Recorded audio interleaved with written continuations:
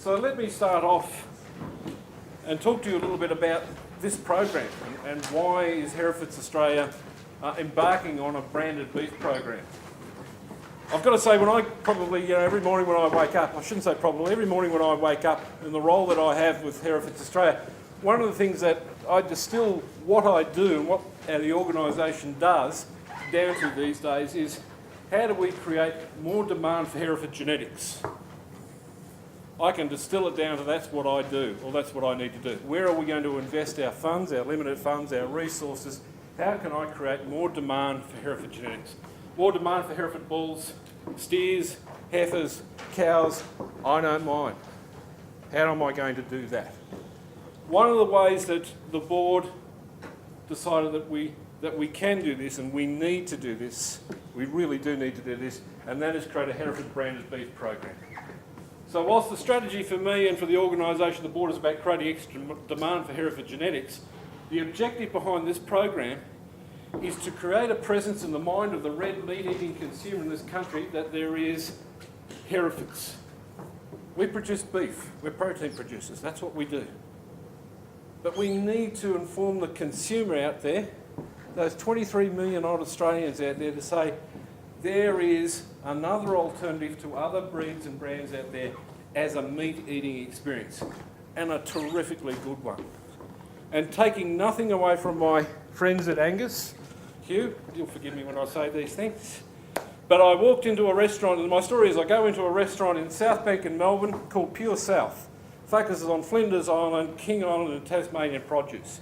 And I was there having lunch with a Brazilian guy who's got Hereford Brazilian restaurants in Brazil.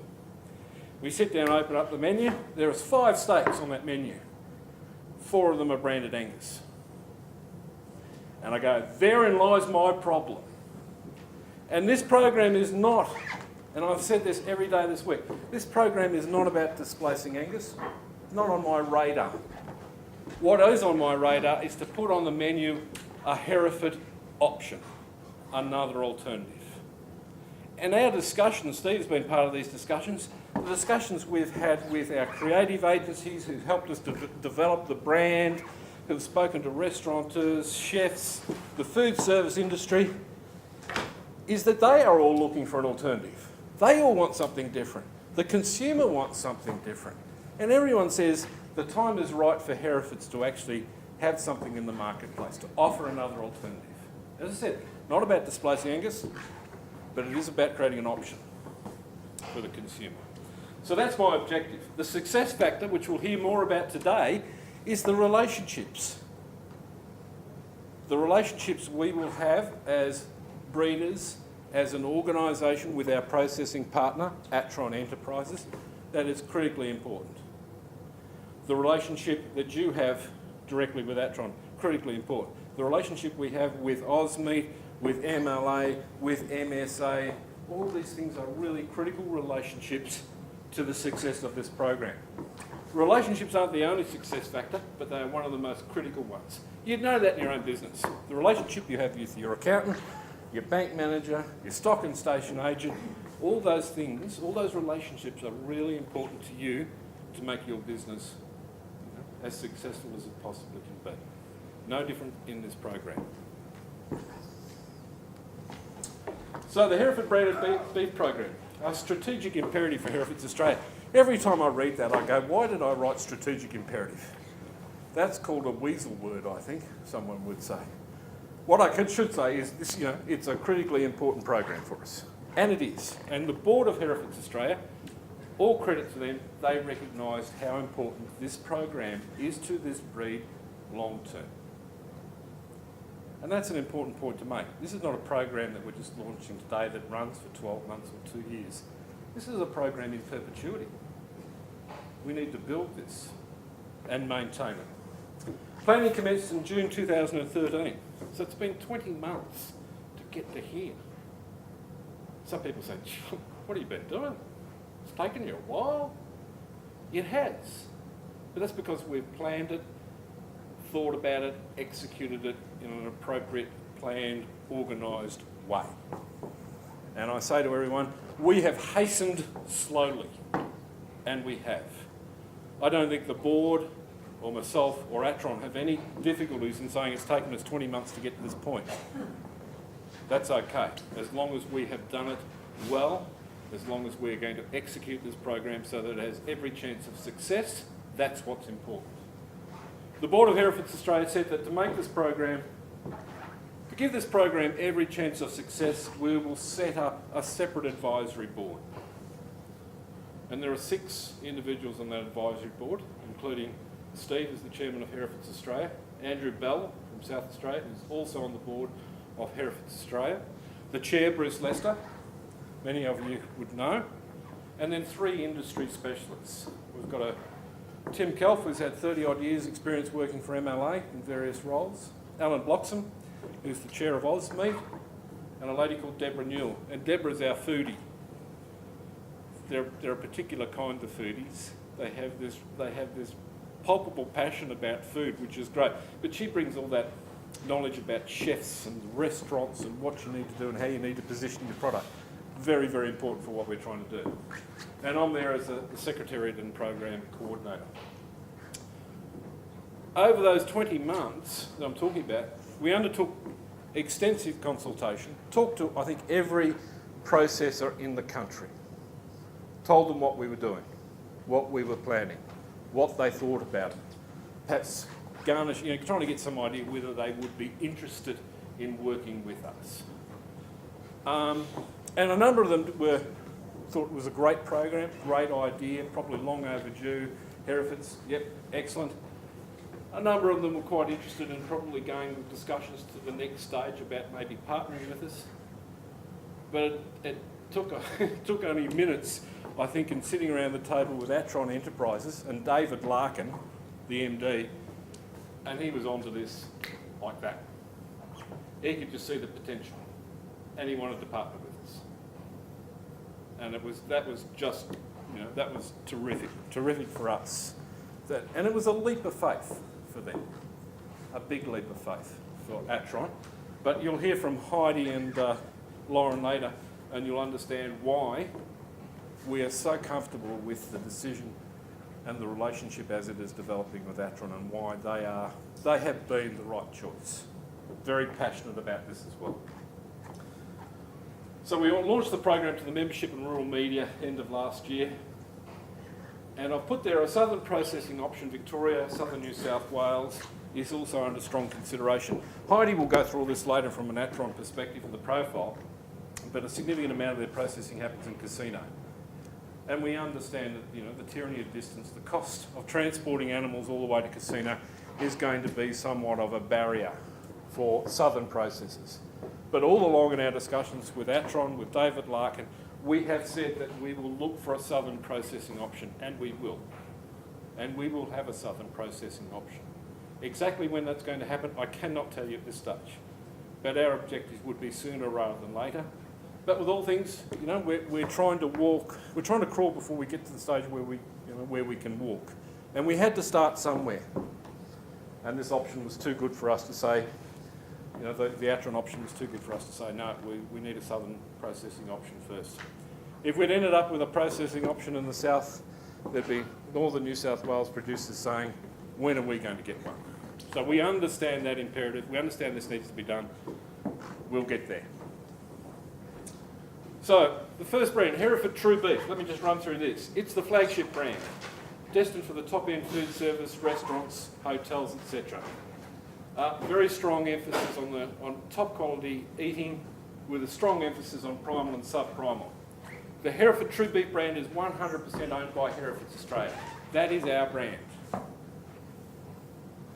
It is processed under a licence and processing agreement with Atron Enterprises. It will accept only 100% purebred Herefords into that brand. Heifers and steers must be grass-fed, no HGPs, withholding periods, you know all about this better than I do, must exceed 180 kilogram pot standard carcass weight, MSA grade. Hereford True Beef. And I saw the email that Heidi showed me yesterday that the carton lids for the boxes have arrived at casino. So there are actually cartons now at Casino ready for Hereford true beef to go into. The second brand, Hereford Classic Beef. High volume, mainstream brand. Still very high quality, eating quality. Emphasis on grass-fed, but allowance will be made for grain-fed in there. And we haven't quite decided yet how we're going to do that, because it's important that we differentiate for the consumer, if it's going to be grass-fed or it's going to be grain-fed. And we will provide that differentiation, probably through our artwork, through colours on the boxes, whatever that will be, but we'll figure that out. The Hereford Classic Beef brand is 50% owned by Hereford Australia, us, 50% owned by Atron. And I think a really important point is this one here. So Hereford's not a problem. 100% Hereford's terrific. They don't fit into that top level brand for whatever reason. They will certainly fit in this Hereford Classic Beef brand. But we'll also take Cross, Hereford Cross. As long as there's a 50% Hereford genetic component in there, and the other cross is British. So in terms of the baldy, fantastic animal, it'll fit in here.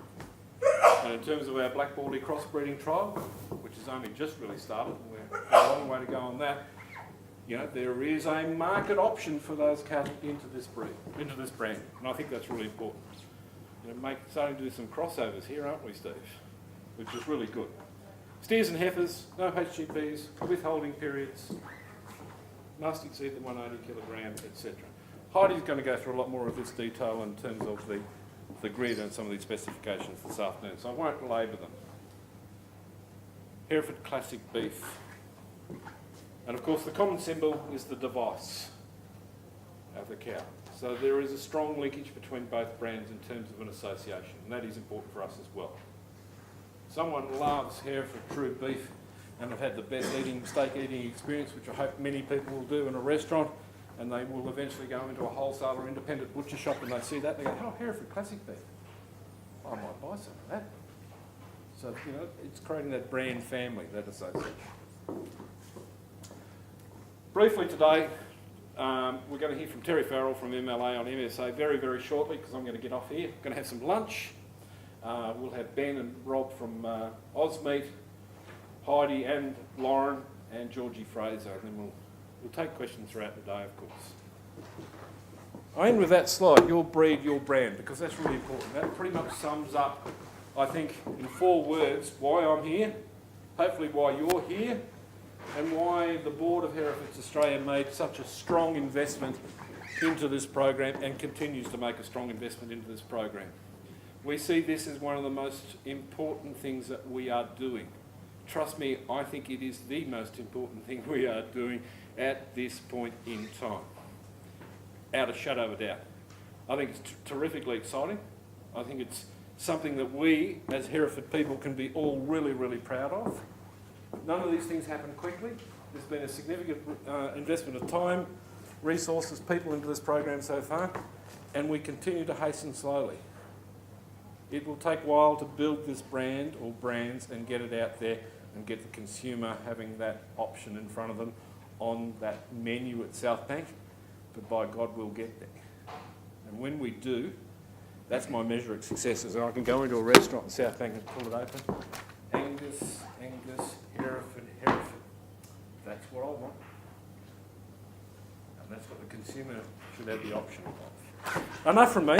I'm happy to take questions, but there's a lot more information on the list to happen throughout the day. But if you do have a question for me, I'm happy to take it. Otherwise, where's Mr. Farrell? Stand up the back there, looking like an assassin. Any questions at this stage? All right, we'll continue on. Mate, you want to set yourself up and we'll go? Yeah, I'll just swap these over. We'll swap over. And Try and livestock buyer extraordinaire and IT support. So thank you for that. Hopefully the last couple of days I've got halfway through the presentation and then had the technology fault. So we'll see if I can do a little bit better today. So yeah, thanks very much, John, and to Hereford Australia and to Atron for asking us along here today and this week, just to run through, I suppose, some of the some of the intricacies of MSA. I think everyone is probably aware of what MSA is. I think generally though everyone has quite a lot of questions, sometimes concerns about, well, you know, why didn't my animals grade? And it's those, I suppose, simple type things that we're trying to run through today. So to give you a bit of an outline of what we'll be talking about, I'll give you a quick update of where the MSA program's sitting at the moment, and then we'll talk about grading. We'll talk about the things that, if you're having troubles with dark cutters, some things to keep in mind there that might help you out. And then if you've got the dark cutter thing under control, maybe some tips then on what's important to eating quality, therefore it's important to MSA, therefore it's important to your operation to get it right. So we'll run through that kind of thing.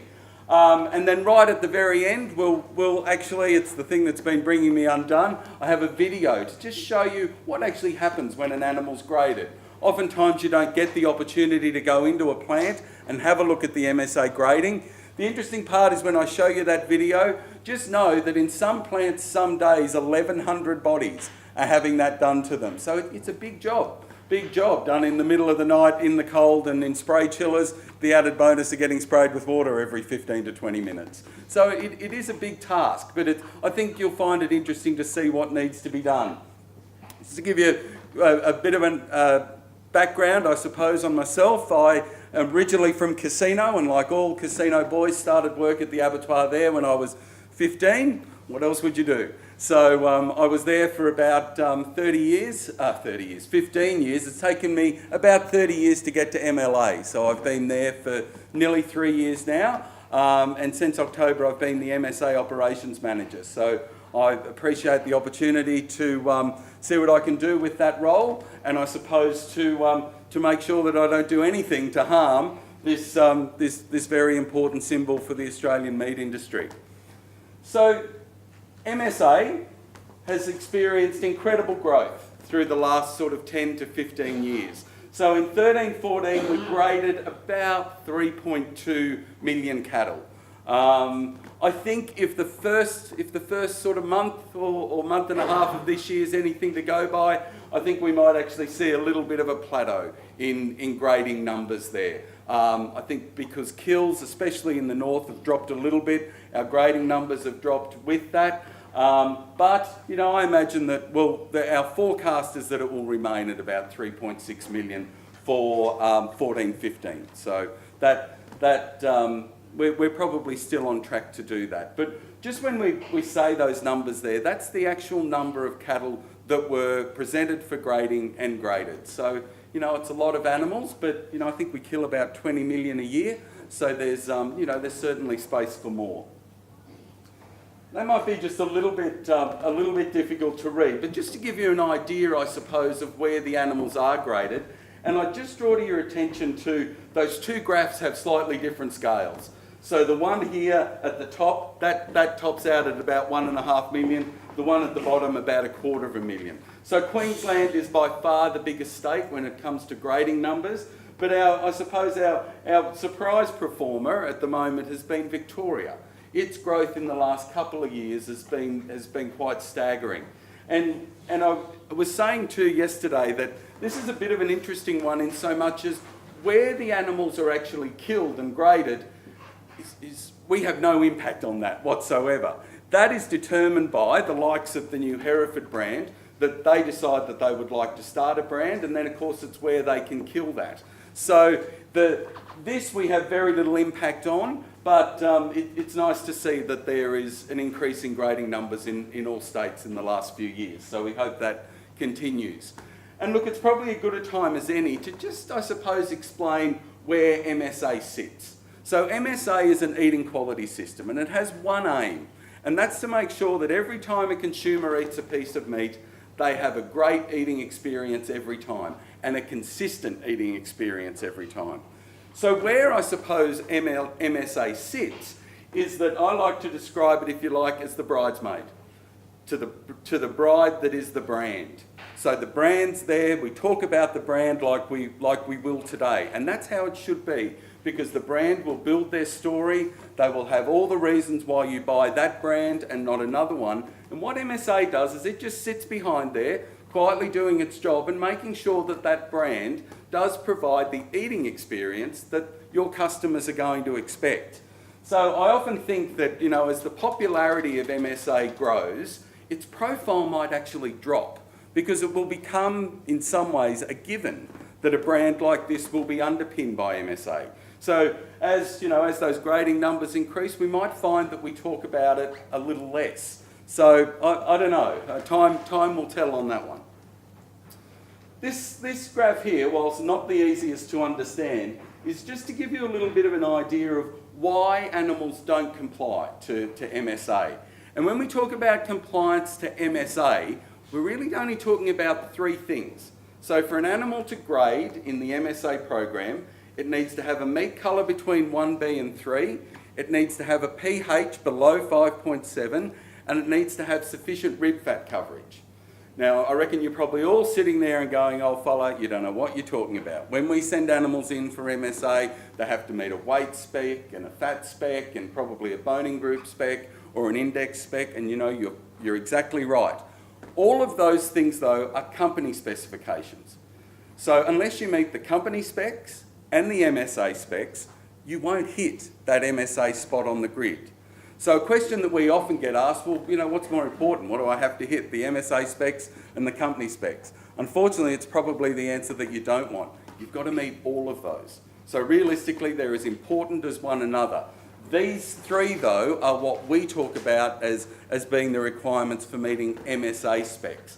The reasons that the brands not only have further specifications, but unfortunately not the same specifications for all the time, is that they all have different customers. So they're trying to meet their customer specifications. So that's why you'll find that an MSA grid at most plants will look subtly different. But there will but there will be more things that you'll need to meet than those three. But unless you meet those three, you don't sort of move to the next step to then meet the company specifications. So what we can't see all that clearly there is that the largest reason for non-compliance remains dark cutting. So you'll probably find that if your animals don't comply and fail MSA specifications, 9 times out of 10 they're probably failing because the meat colour is too dark or the pH is too high. And we're going to talk a fair bit about that today because as it remains the biggest reason for non-compliance, it's probably the thing that we can share with you, just some of the things to look out for, what causes dark cutting and what you can do to try and negate it in your business as much as you can. Now, having said all of those things that are, you know, fairly negative, the one thing to take from that graph is that compliance to MSA is sitting at about 93%. So what that means is that as a group, the producers of Australia are doing a really good job of getting your animals to meet those specs. The thing is, though, is that whenever you receive your MSA feedback, the thing you don't want to see are the animals that have failed because of some reason. So that's why we will spend a bit of today talking about that. Just to give you an idea, I suppose, of the scale of the program, we have, and that figure's probably a little bit out of date already, we have more than 35,000 producers registered for MSA. Now that number grows about 500 a month. And you know, that continues to surprise us, to be honest. And there were times during last year where we were registering 850 new producers a month. I think there's about 100,000 producers registered on the LPA database, or 100,000 picks. So, you know, we're maybe nearly halfway there. So there's still some room for growth. But it certainly, I suppose, goes to show just the number of people in industry that are involved in the program. The number of processors there, now that includes sheep meat plants as well. We're not going to talk too much about, in fact we're not going to talk about it at all today, the MSA sheep meat program, but just be aware that that number of processing plants there includes some sheep abattoirs. If you're sitting there thinking, geez, I didn't even think we had that many plants in Australia. Now the brands, of course, is an important one. Now, that 103 brands means that 103 of different organisations have decided that they would like to underpin their brand with MSA. Now, that number remains fairly stable, to be honest, because oftentimes what will happen is some of the larger processors might have a suite of brands, if you like, and then they'll consolidate those into a couple, and then, of course, we're always having new ones come along. And so that number sits at a fairly steady around that 100. But again, that I suppose is one of the things that we're most proud of, is that those brands will choose to underpin their business, if you like, with the MSA Eating Quality logo. So yeah, that is probably the one that we're proudest of. So the end users are an interesting bunch, let's say. So we have 2,700 registered end users. Now, if we look at an area where we think there might be room for growth, when we talk about end users, we're talking about restaurants, we're talking about butcher shops, we're talking about wholesalers, we're talking about anyone that sells MSA product and advertises it with that logo. So anyone that does do that, that has MSA on their menu, and don't get me wrong, we'd love anyone that's selling MSA product to, I suppose, acknowledge that fact. They actually have to be licensed. And the reason they need to be licensed is that there's a couple of things they need to know. If you ever buy MSA product and it's not cooked, and there's not something there to say to you how to cook it, well, that's not being sold properly. So odds on those people are probably not licensed to sell it. You should never pick up a piece of MSA meat and go, oh, that looks good, that might be good in a casserole. You should never have to guess, because that's I suppose, one of the foundations of MSA, to take that guesswork out of, well, what do you do with a piece of topside, or what do you do with a cube roll? So realistically, whenever you see MSA product being sold that hasn't been cooked, the thing that should be drawing your eye to it in a lot of ways is the cook method. Oh, I need something to slow cook, we'll pick those ones. Or I need something to grill, we'll pick those ones. The other side of it too is that we'll talk a little bit today about the ageing required for MSA product. So all MSA product needs to be aged for at least 5 days, some of it though up to 35 days. So if you eat some product at 5 days that was meant to have 35 days aging, you'll get a consistent eating experience, all right? It will all be crap. So it's really, really important that that aging takes place. So these guys that aren't licensed, in a lot of ways, it's, they're not doing the wrong thing. When we go and speak to them and say, look, guys, did you realise you need to be licensed? The bulk of them will go, we had no idea. But they also then probably didn't have any idea that, it does need to be aged and they do need to show a cook method. So this remains an area that we, that we devote maybe not enough time to, but we certainly spend a lot of time there, because as soon as anyone puts that MSA logo on their menu, well, we're kind of responsible for that. So, it's an important point. And when someone asked yesterday, well, how many of those organisations would there be? There'd be tens of thousands. So, we've got some real potential there, because of course, we'd love to see not only the Hereford True logo on lots of menus, but down the bottom, just sitting there, quietly doing its job. It'd be great to see MSA on the menu as well. All right, we're going to spend a little bit of time on this slide. So it has been suggested that it might be something to do with my drinking problem, that we try and identify how the glycogen process works through an ice bucket. But it does work really, really well. So in simple terms, glycogen is the energy that an animal has while it's alive. We all have it. Now, there's one way in for that energy, and that's what we eat. So think of this glycogen bucket here as your animal as it's about to head off for slaughter. So the reason that we need glycogen, sorry, not the reason we need it so much, but the reason that your animals need glycogen is that when that animal dies, that glycogen will turn to lactic acid. Now, so long as that animal has enough lactic acid, it won't cut dark. So enough glycogen, enough lactic acid, no dark cutting. Simple story, I can sit down.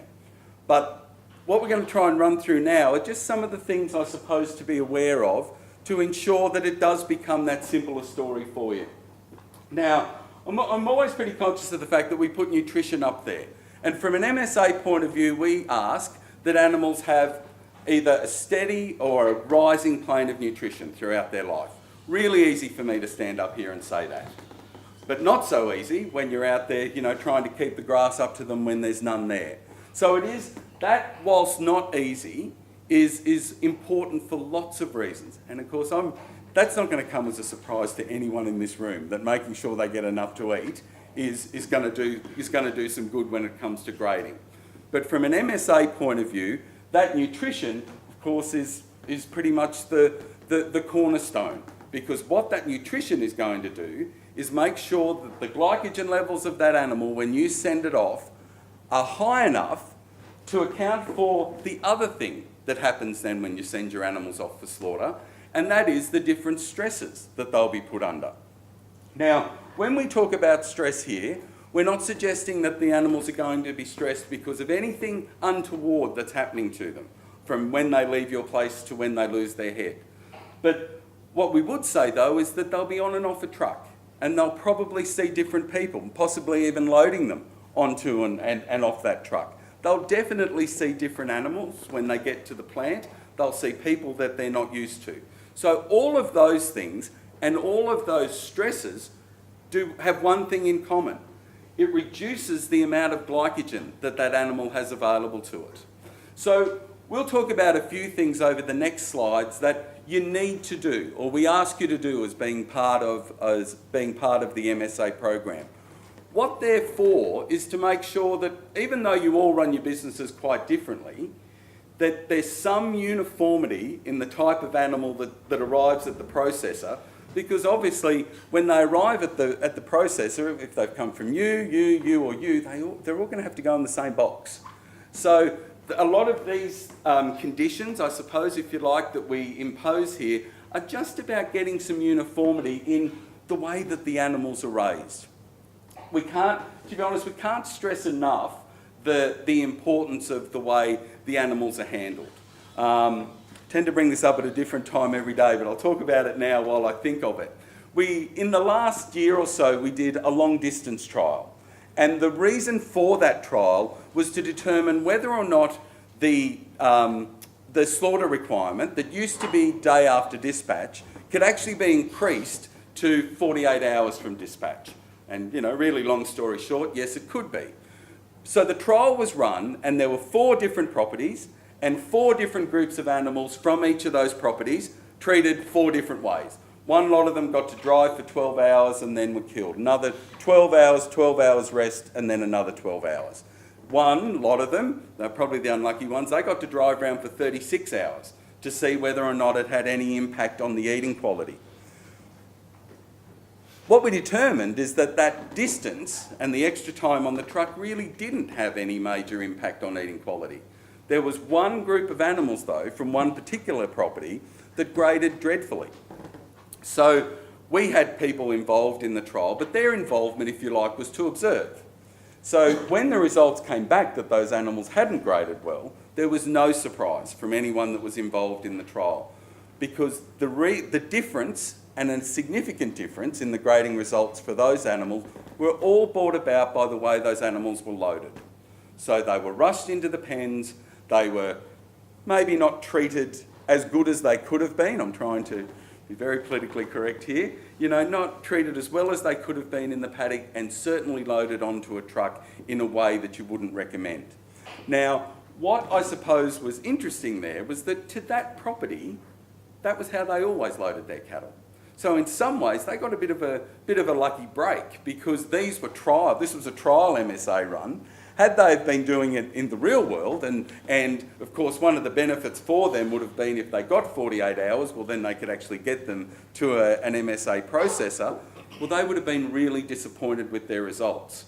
So I suppose the moral to that story is they put a lot of effort in over a lot of months to get those cattle to where they needed to be, and it was all ruined in almost the blink of an eye as they were getting them into the yards and getting them onto the truck.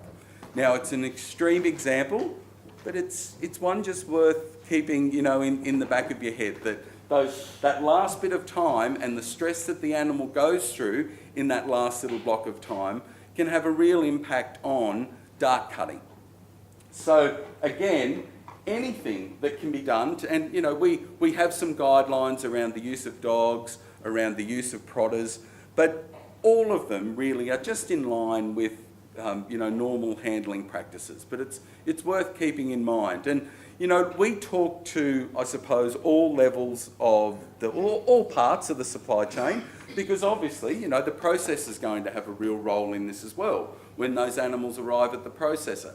The trucking companies are going to have a real role in it. And I don't mind saying that as as I suppose as an industry body that we can engage with, we don't do a real good job at MLA of engaging with the transport companies. So it's something this year that we'd like to do a little more of, so that you guys know what your expectations are of them. It would be fair, I think, for us to be speaking to them and saying, look, this is why maybe producers are saying the things to you that they are, because you play a really important role too. So I think we can certainly do a lot more. So the glycogen bucket story, it does come down to a few simple things. Glycogen's important, enough glycogen, enough lactic acid, your animals won't cut dark. So it's all about making sure they've got enough glycogen by ensuring that they've got as much to eat as they possibly can, and then reducing the amount of stress that they go through. Remembering that every stress they go through is depleting that glycogen bucket down. So I suppose when we think now about some of the requirements of being an MSA producer, the first one, you've got to be registered. And it's a little bit the same, to be honest, as what I was talking about with the end users. We ask for producers to be registered because there's some things you need to do to get those animals to slaughter. If you're not registered, go onto the MSA website. I'll show you the front screen that you'll see. You'll need to do some reading. You'll need to answer some questions. It should take about 40 minutes. If it's taking any longer than that and you're worried that you're going to end up with a haircut like mine at the end of it, please just give us a call. We can send you out an enrolment form. Now, to be honest, I only make that offer at days like today because it used to be that we would just send those forms out. And of course, what that means is that those people probably didn't do the reading that they were meant to and maybe just missed some of the finer points on what you need to do. Do we still get calls now, frantic calls from producers going, I need to register for MSA? And we go, well, just go and have a look at the website. Mate, I can't do that. They're on the truck. Now, that's not ideal because the likes of those animals having followed the MSA pathway to slaughter are very slim. So, one day, if you, as I said, please try and do it on the website. It's not that difficult. It does take about 40 minutes. Any longer than that, please call us at about the 40-minute mark. Don't call us at the hour 40-minute mark because by that time, it's generally no one's going to win. So the next couple here. So cattle to be kept on a registered property for a minimum of 30 days and cattle to be consigned to be running as one mob for a minimum of 14 days. Now that second one there, and 2, 3 and 4 are sort of all about the importance of those animals running as a single mob without being mixed for a period of time. So they're recommendations, if you like. Now, if you're struggling currently with dark cutters and you're not doing that and you think you can, I'd really try it. Because it's amazing the difference it can make when you leave them running as a single mob for that period up to slaughter. I'll give you, I suppose, and look, the reason for that, and it's not technical at all, and you guys would know it better than me, I'm sure. But if you get a group of cattle together, they're probably going to break into two groups. There'll be those that think they stand the chance of being sort of boss cocky in the paddock. So they'll, in their behaviour, stress themselves, trying to, get their authority across to the other cattle. The others, meanwhile, are going, oh, look, I've really had enough of this and I'm not comfortable with that. And, so they're stressed in their own way. So, of course, after about 14 days, they've all got used to one another. I suppose their behaviour with one another is not stressing them, they're not losing glycogen. You think about it though, you split them again and possibly put them then into a smaller mob to send them off and leave them in the paddock again or in the yards overnight, guess what happens? Old mate who thought he had no chance of ever being boss is going to give it a shot. So of course he's stressing himself, trying to show his behaviour that he could be, boss of the yard, and the others are going, geez, I thought we'd already been through this. And of course they're being stressed as well. Now an example of this that sort of drove it home, I suppose, was that we had an instance just in the last few months. A gentleman rang and he had 2 lots of cattle that had graded. And biggish numbers, 50 in one mob, 150 in the other. He'd got his first lot of grading results and was very, very unhappy with the way that they'd graded. And then he got his second lot of results. Now these went to different abattoirs. So he got his second lot of grading results and they all graded really well. So of course, but his first thought was, the graders at plant number 1 have got no idea what they're doing, because the 50 graded dreadfully. Now those animals came out of the same paddock, Terry. They were raised together. You know, we've sent them off to the 2 different plants. And I said, well, why did you send them off to the 2 plants? And he said, well, we got the 200 in, and he said then I wanted 50 to go because it was a particular program, if you like, that he was trying to meet. So he said, I drafted the 50 out, and he said, we put them in a paddock by themselves overnight. And as he's saying this story, you can kind of hear his voice dropping a little bit, because when he got to that part where he said he drafted the 50 out and then put them in a paddock overnight, he kind of knew that he hadn't really done the right thing there. The other 150 went off into another paddock, stayed in that same mob for the next 2 weeks, and were sent in for slaughter. Now, it might not be the whole reason, but I tell you what, it was a fairly compelling case for why the first 50 didn't grade well, because they'd been split out, they'd had a night by themselves again to, you know, sort of go through the process. So if you were looking for a reason why those 50 hadn't graded, that would be your reason. And the 150, because they then had another fortnight to, you know, sort themselves out, graded well. So as I said, that is, in a lot of cases, not possible. But if it is possible on your property, I'd consider it, especially if you're having just a few niggling problems with dark colours. Best practice, stock handling to minimise stress. We talked about that a little bit. You know, it's just the way that you would, I'm sure, all handle your animals. But just realise that from an MSA point of view, if that animal's stressed, always be thinking in your head, think about the ice bucket. You know, the glycogen that it'd be pouring out of those animals. So it's, if they're stressed, their chance of grading is diminished. The last one here, if you're new to MSA, you may not realise that not only do you have to send an NVD, but you actually need to send an MSA declaration with it as well. So those MSA decks you can buy through MLA. You can order them online, you can ring up, we can send a book out to you. Though if you're happy to do it online, there is an online version as well. The bonus of the online one is that you've always got one available, and it doesn't cost anything. The ones that the hard copy, I think, are about $10 a book, including postage. So just be aware that whenever you send off an MSA consignment, you'll need your ordinary vendor deck and then the MSA one that goes with it. All right, so this is what I was talking about before. Now this, I need to update my slide here. I'm not sure if this is about as new as I am. But if you haven't consigned MSA cattle for a little while, you might remember the old requirement for that they needed to be slaughtered within the day after dispatch from your property. That was the old requirement. Following the long distance trial that I was talking about earlier, you now have 48 hours. Now that, I'm not sure whether that helps at all in this area getting them to the processor, but there are certainly some areas in Australia where it has helped. You know, it's Murphy's Law, though, pretty much after this requirement change, well, it stopped raining, so the poor buggers have hardly had any to send. So, but you know, once it rains again, it will open up, I suppose, a lot more country to just make it possible for them to get their animals from their property to the processor in that 48 hours. Now, this next bit might seem a little bit silly, but this trial here was only done using road transport. So if any of you are sending yours off to the works by boat or rail, just remember that the requirement hasn't actually changed. So it'll remain day after dispatch. So if any of you are shipping them down the river here, because it's 1893, you just know that they have to be there the day after dispatch. I just wanted to show you this form here. So this is the front page when you go in to register online. You'll need this information here. So you'll need your PIC, your LPA user ID and your LPA password. So just go armed with that when you go to log on and do your registration. If you've forgotten that information, the LPA hotline will be able to help you with that. All right. Now this is where it's been make or break the last couple of days.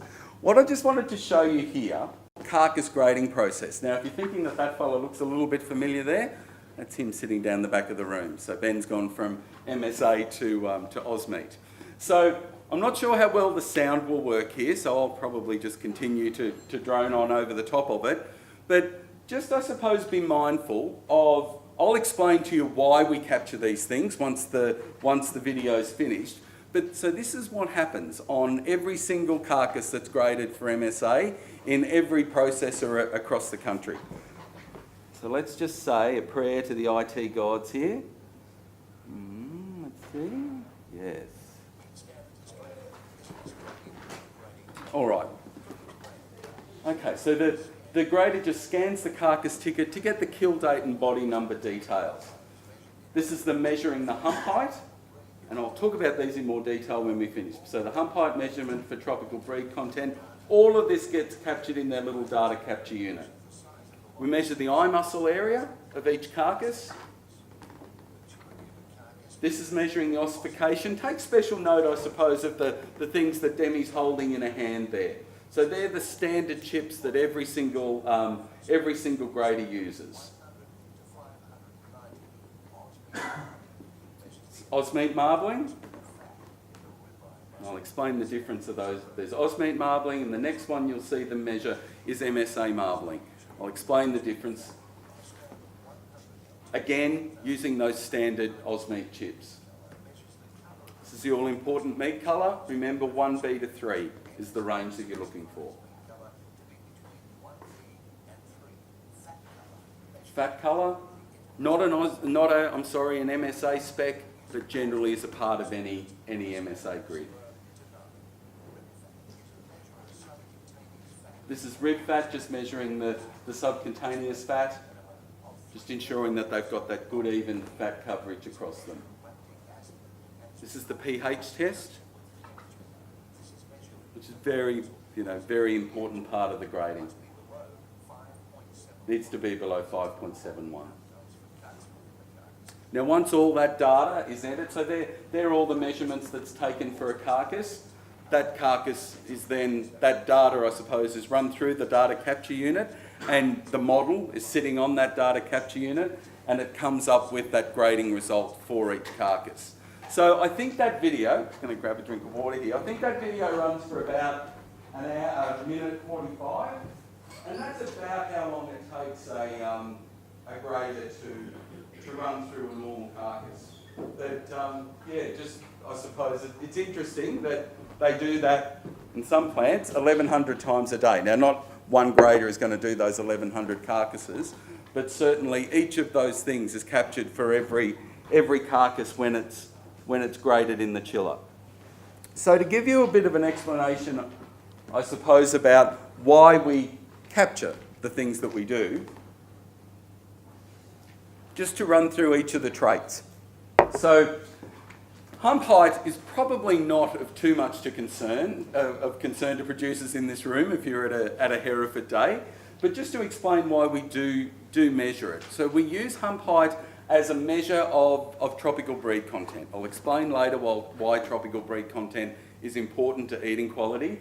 Just from your point of view, know though that if you send animals in and they're pure Hereford, you might still get a hump height measurement on some of your grading results, because there will just be a tiny, hump there. Nothing anywhere near the height that it needs to be to have an impact on tropical breed content.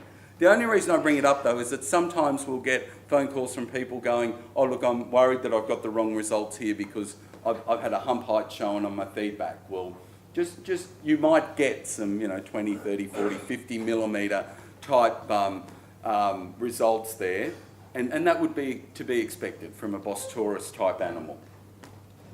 Eye muscle area. So eye muscle area is a really interesting one. So from an MSA point of view, we don't use it in the model at all. So if you're looking for ways to improve your MSA grading result, don't increasing the size of your eye muscle area is not going to do that.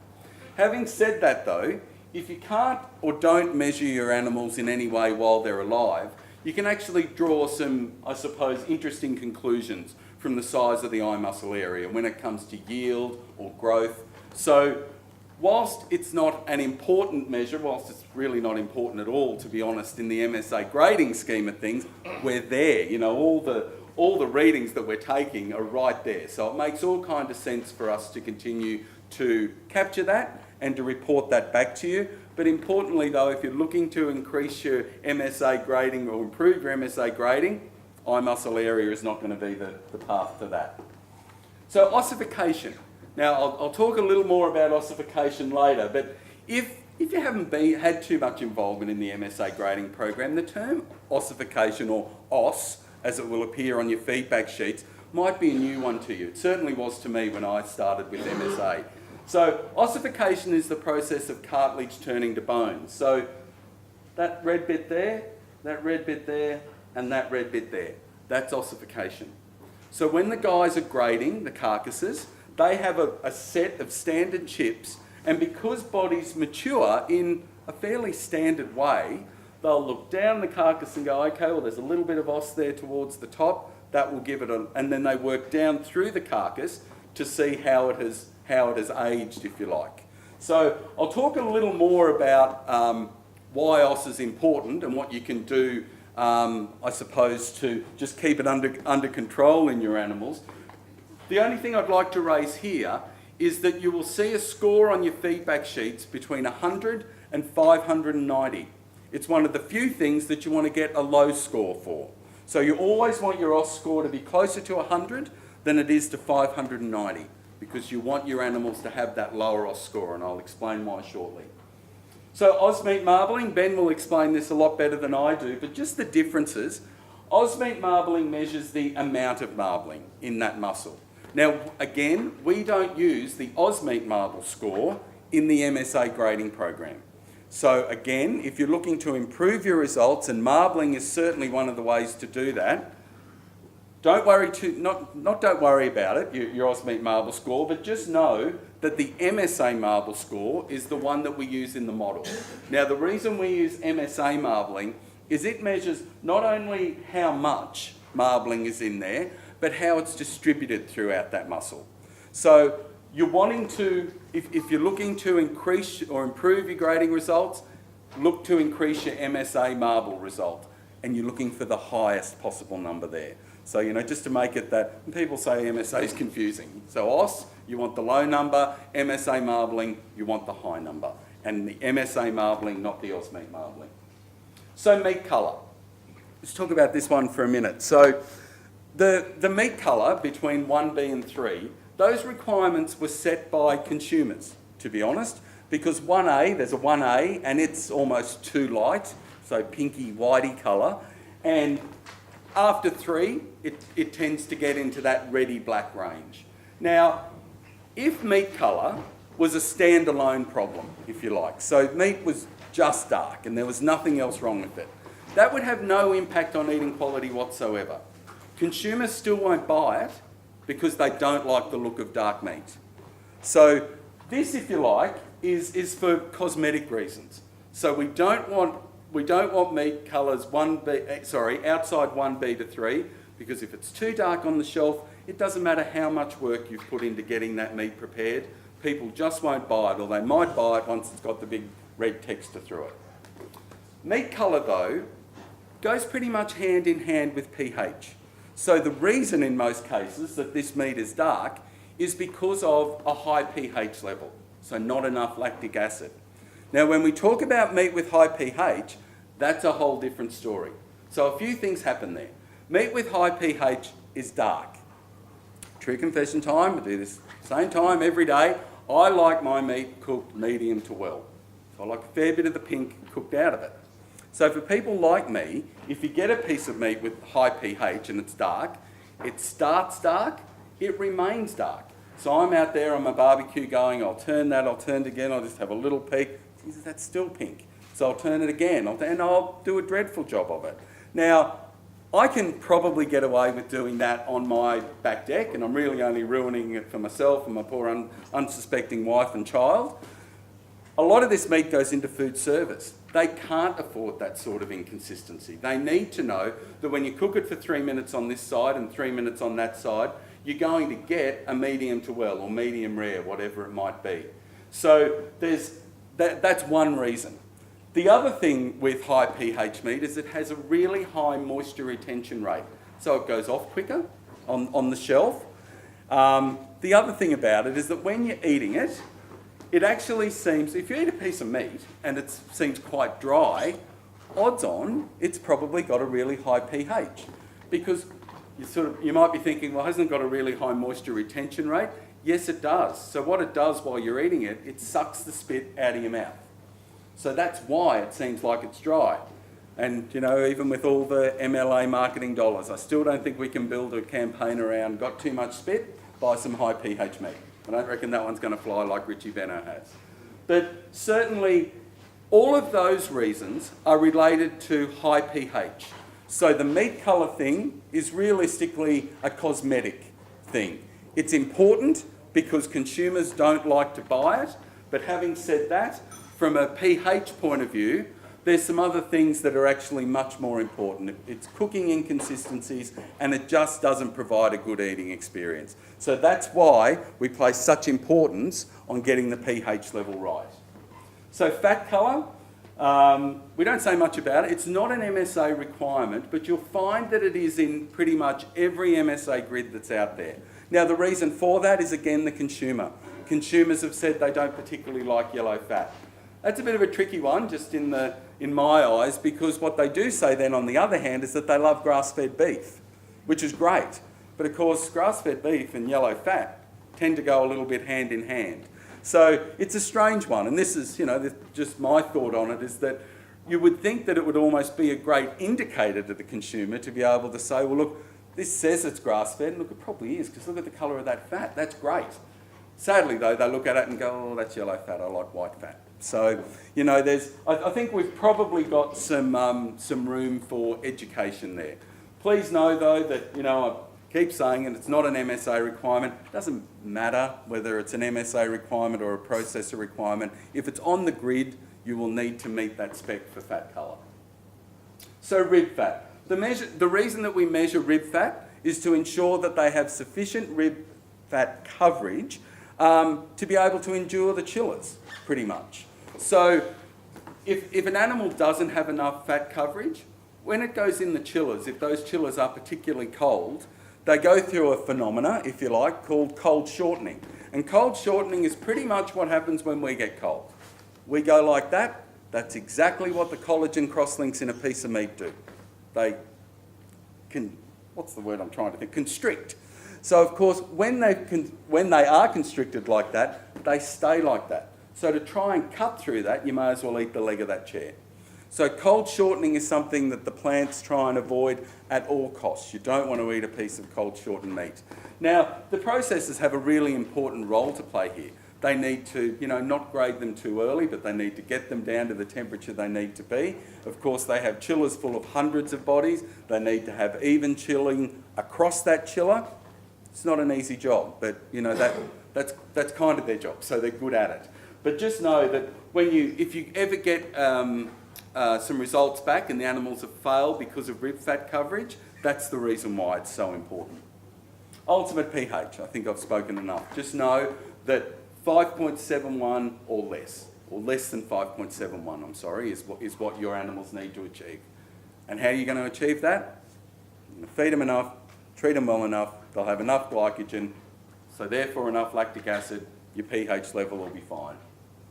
All right. In the next few slides, I just want to run through some things so we've got the dark cutting under control, let's say. We know what we've got to do there to make sure that we don't have any dark cutters.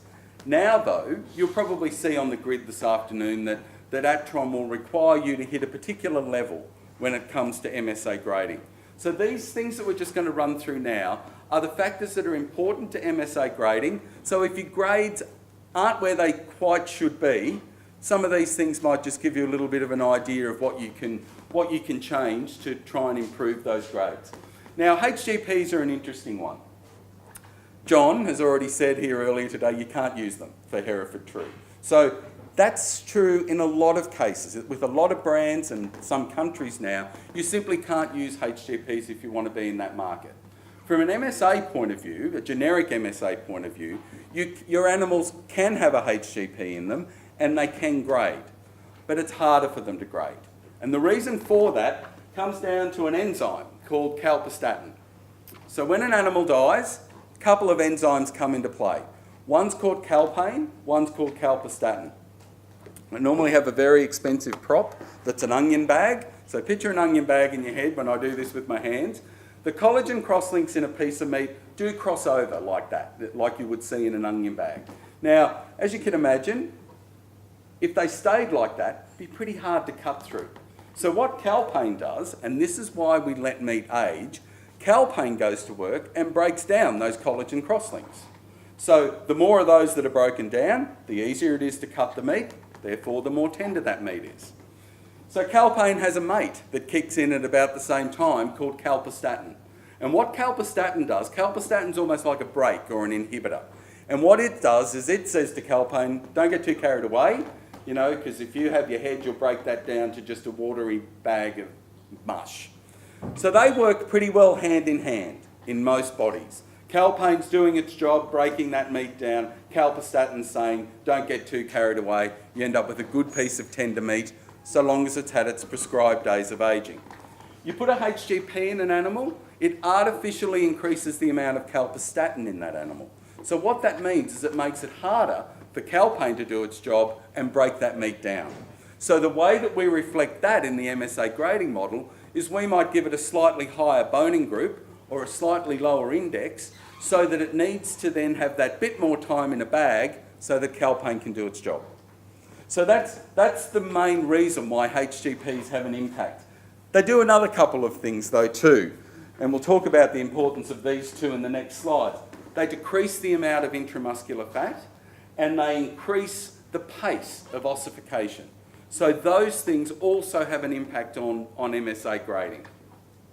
So what can you do, I suppose, if you've decided that you'd like to use HGPs? Now, I'm not an expert, not an expert on a lot of things, but I'm not an expert on HGPs. But some of the tips we've been given are just there on the screen. But probably the most important thing is that generally when we used to have the HGP MSA discussion, it was a bit of a yes-no. So people would say, oh, look, I want to aim for MSA, so I won't use HGPs. Now that might be the case, but it doesn't need to be. Those animals can grade. But what I would say though is like, that's not a bad example there. So that animal there, I think if you can see the photo, has got maybe 3 or 4 HGPs in its ear. Now, having said all that about the impact of HGPs, there's one really important thing to remember, or a couple. MSA is a market that's available to you.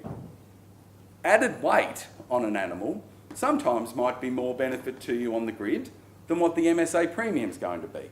So that decision of whether or not you use an MSA or use a HGP and get that extra weight, because you know that's what they do, or you go for the MSA grid, that's maybe a business decision that you need to make. Having said that though, just some of the tips I suppose that the HGP guys have given us, a less aggressive program may help.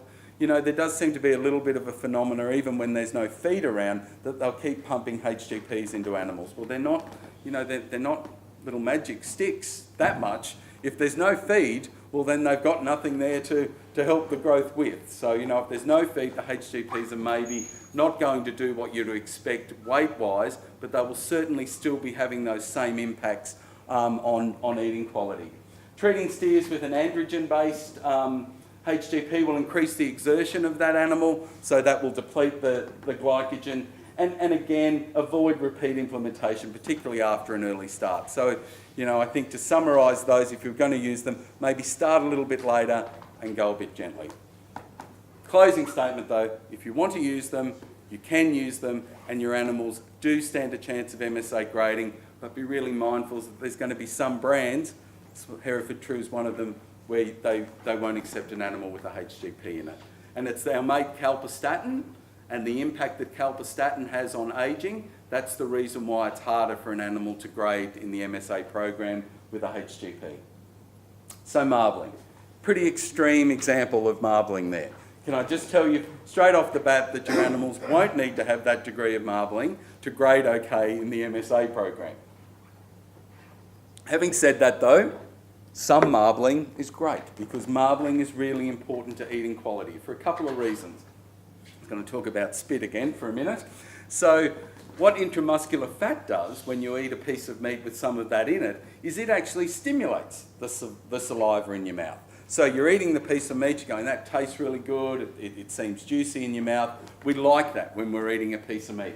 The other thing that it has is the actual species flavour, so that you know that you're eating beef and that you're not eating a piece of lamb or whatever it might be, is held in that intramuscular fat. Now, we've had a couple of questions over the days. You know, I don't think we'll ever come to a point in Australia where the Australian consumer is going to look for a piece of meat with marbling like that. That's extreme. But certainly though, as far as eating quality goes, and if you're looking to improve your MSA grading results, if you can improve the marbling in your animals, that's a surefire way of improving your results. So, one of the things, a couple of things come into play here, I suppose, and I'll talk about the last one first. What I've been saying is that when you think about MSA, oftentimes you don't start thinking about it until, you know, the animal is almost well and truly grown or well on its way. But maybe just have that thought pattern that you might want to aim for an MSA market at some stage, back when you're buying your bull.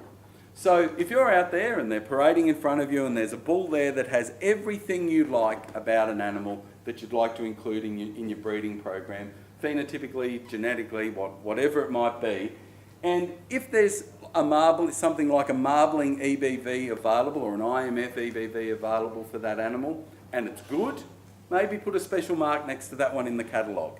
If it's got everything else you like, and it's also got the potential to marble, and pass that potential on to its progeny, it might just be worth starting to think about MSA or the potential to enter that market way back at the bull buying stage.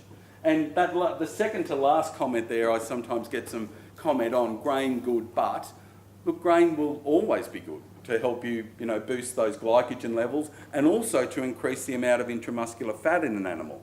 Having said that though, if you're pumping grain into an animal that has no potential to marble, you're more than potentially just throwing money away down its throat.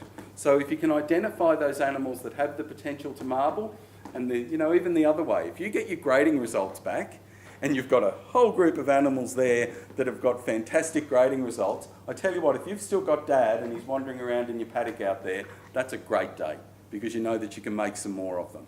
So, they're just some things to consider. The first one there, temperament. Temperament's important with this too, because intramuscular fat is the last fat to be laid down. If their temperament's not good, well then there's every chance that they'll burn some of that up. Now having said that though, temperament's an interesting one, because a lot of people will think if they've got a mad fella running around out there in the paddock, that, oh well look, we'll get rid of him because he's, or her, he's not going to grade well. Odds on, that animal will probably grade fine. Because even though their temperament is not as you would like it to be, they're probably not all that stressed about it. They've always been an idiot. You know what I mean? So the fact that they're running around like a fool is not going to worry that animal at all. The thing will be though, is that all the other animals in that paddock or on the truck or in the pen with it or next to it when it arrives at the abattoir, they mightn't like it.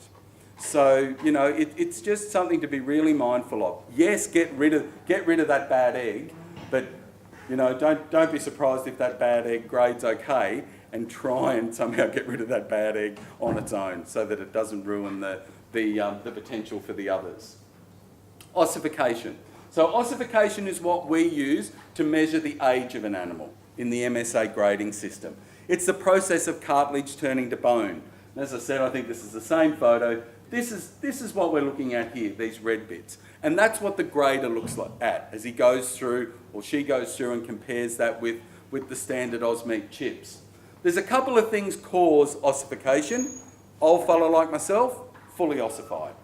I've got a 13-year-old version of me. Now his OS score should be much lower. Now if we hadn't, maybe fed him for a couple of months, or he'd gone through a period of extreme hardship, which he hasn't yet, but it could be still on the cards. His OS score might actually be much higher than what you would expect. Now, bring that example though back into our industry, and I suppose just one thing that we need to be aware of there is that, especially because there's been some very dry periods in the last 12, 18 months, 2 years, what we're finding is that there are quite a few animals coming back with ossification results higher than what people are expecting. Now the reason for that is that when they go through that period of hardship, and we're talking weeks, not months, we're talking months, not weeks, what that does is it speeds up the ossification process. So you have animals that, based on their age, have OS scores much higher than what you would expect. Now that's a bit of a frustrating one because that's all about the benefit of hindsight. So there will be very little, unfortunately, that you can do about that. But what I say it, I suppose, just to make you aware of it. Because what might happen is that you'll have some animals and you know that they haven't done it as good as they could have. But then by the time you send them into, to be killed, you go, well, look, we've done a great job there. We've got them back to where they needed to be. They've met the spec for weight. I think we stand a good chance of them grading. And you know what? They might. But if their OS score is that bit higher than what you would have expected, just keep that in mind. The fact that think back and if there's been a time when they maybe hadn't had enough feed, even a good dose of 3-day can increase their ossification process. So as I said, it's a bit of a mongrel one, to be honest, because it's all about hindsight. We know what hindsight's worth. But it is just worth knowing, I think, because when you get your grading results, the thing you're going to be most interested in is why didn't they grade, if you have some that didn't grade well. So keep that in mind, especially with the seasons as they've been. So some general things that I think I've probably covered off on, so the girls mature quicker than the boys, a little bit like humans really. So, you will find that the heifers will have slightly higher OS scores than the steers. We spoke about this, the sick or injured animals. Now, just with, and if you do have a sick animal, we would probably suggest that you don't consign that in an MSA mob. I think there's probably so many other regulations that you have to, be aware of now in regards to transporting sick animals that we probably don't even need talk about that too much. But just remember, if that animal's sick, its body will be stressed, so its glycogen levels will be falling through the floor, probably not going to grade anyway. Look, nutrition, we put it up here again, as I always say, it's so simple for us to put it up there in black and white. Everyone knows how important it is. We also acknowledge how difficult sometimes it can be. But obviously that nice steady plane of nutrition is going to make sure that an animal matures in the expected way, I suppose. So its OS scores will be as expected for its age. It's when they don't have that steady plane of nutrition where it can get a little bit mixed up. And that was what I was talking about before. With the setback, you can probably fix the weight and you'll send them off and they look great, but that OS score might just be higher than you'd expect. Remember, it's a score between 100 and 590. You want it always to be closer to 100. 100, 200, that range, your chances of grading are very good. Hot standard carcass weight. So this is an interesting one, I suppose, in so much as hot standard carcass weight is not a requirement, or a particular hot standard carcass weight is not a requirement of the MSA program, but you know that any grid, for any market, you will need to meet a specific hot standard carcass weight. The secret with MSA, I suppose, is getting it up to that hot standard carcass weight as quick as you can. So it's, whilst not a silver bullet, it's probably a copper one of advice to get your animals to grade well. The reason for that is that the faster an animal grows, we get back to which I had my onion bag, we get back to the onion bag, because the faster they grow, the less of those collagen crosslinks there is in the meat. So the less of those collagen crosslinks, the less work that our mate Calpain has to do. So getting an animal to grow as fast as you possibly can has some real benefit for MSA. So again, I'll go to the last one first. If you're at that same bull sale, again the bull's got everything you like in an animal. You've picked on him because he's got a decent EBV for IMF. Well, you know what? If there's any figures there for, I suppose, growth indicators like your 200, 400, 600 day weight or average daily gain, same thing. If those figures are there and they're better than the other one over there that you might be trying to make a decision on, just take that into consideration, because what that's going to do is it's just going to give you that little bit of a kickstart right from the get-go when you start building those calves. So I suppose just there with the hot standard carcass weight, with the reverse here, the boys grow faster than the girls. That might mimic humans as well. Just a couple of things there though, that if an animal has an early setback, that animal will end up with less muscle but more fat. If they have a late setback though, the muscle. So again, a little bit of that hindsight, but And of course, second from the bottom again, nutrition. So again, that steady or rising plane of nutrition, guess what? Those collagen crosslinks grow as you would expect. So everything just becomes easier. So if it could just rain all the time and there was plenty of grass, we'd have nothing to worry about. But, you know, as I said, it's perfect world stuff, but just to try and explain why it's important. All right, hump height. Now I'm getting much closer to Queensland as the week's gone on, but if we were in Queensland, we would spend a lot of time on this next slide. Won't spend as much on it in this room, but would just like to explain to you why it's important, I suppose. So we use hump height as the measure of tropical breed content. They measure the hump height in every single animal that's graded. Now the reason why we measure hump height is because the consumers, when they were back tasting all those samples of meat that they ate to come up with the MSA grading system, and when I say those samples, the approximately 700,000 samples that they've eaten, one of the things that they determined had an impact on their eating quality was, as it turns out, the tropical breed content of an animal. The reason for that is our friend calprotectin again. Bos indicus animals have high levels of calprotectin. So an animal with a high level of calprotectin, that meat will take longer to age. So the way that we reflect that in the MSA grading model, a little bit the same as with the HGPs, in fact exactly the same with the HGP, we give them a slightly higher boning group so that gives that meat more time to age. So that's why when, you know, you will often hear some breeds say, oh, you know, the MSA grading system's hard on our particular breed. If that breed has a hump, yeah, it could easily come across that way. But the reason that those animals are treated that way, if you want to call it that, is because having that high level of calprotectin, they are just going to need more time for calpain to do its job. And the way that we make sure that that happens is they get a higher boning group or a lower index, and that allows it that extra day's aging. So this next slide is always the first time I used it, I said I would never use it again, but I think it's not a bad talking point, to be honest. When you can imagine having a discussion like this at a breed that has a high tropical breed content, and my suggestion to the crowd is that they consider the level of tropical breed content in their herd. You can hear the lead balloon falling. So I don't think that that is an option at all, because everyone has the breed they have for a multitude of reasons. Maybe it suits the area you're in, maybe it's because Dad did it, maybe it's because it's best suited to a particular market. So us telling you what you should do as far as the breed you have, I just don't think is valid. So what I would say though, is if you are sitting here and you go, well, I don't have all Herefords, I've got a few of another breed. If you would like those animals to grade and grade well in the MSA program, just be really mindful of some of those other things that we know are a positive to eating quality. So find some, you know, pretty much every breed, there's as much variation within breed as there is between breeds for marbling. So if you've got some that marble, find out who Dad was, make some more. So that marbling, if you can identify animals that have slightly higher marbling, that will be important. Keep an eye on your OS score, like don't turn them off too old so that their OS score is going to play against you with the grading. And you know what, if you've got an animal with a high tropical breed content, maybe really consider the use of HGPs, because you are creating a little bit of a perfect storm there for an animal not to grade well. But if you can keep those things under control, even if you've got an animal with 100% tropical breed content, they can grade.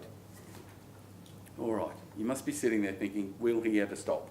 In about 5 minutes. So we're almost at the end.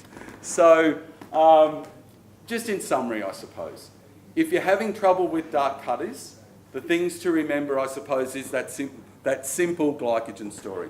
Make sure they've had enough to eat, make sure they're treated well when they're in your care, and when they're out of your care, you'll have to leave that in our hands, and we'll talk to the other people in the supply chain.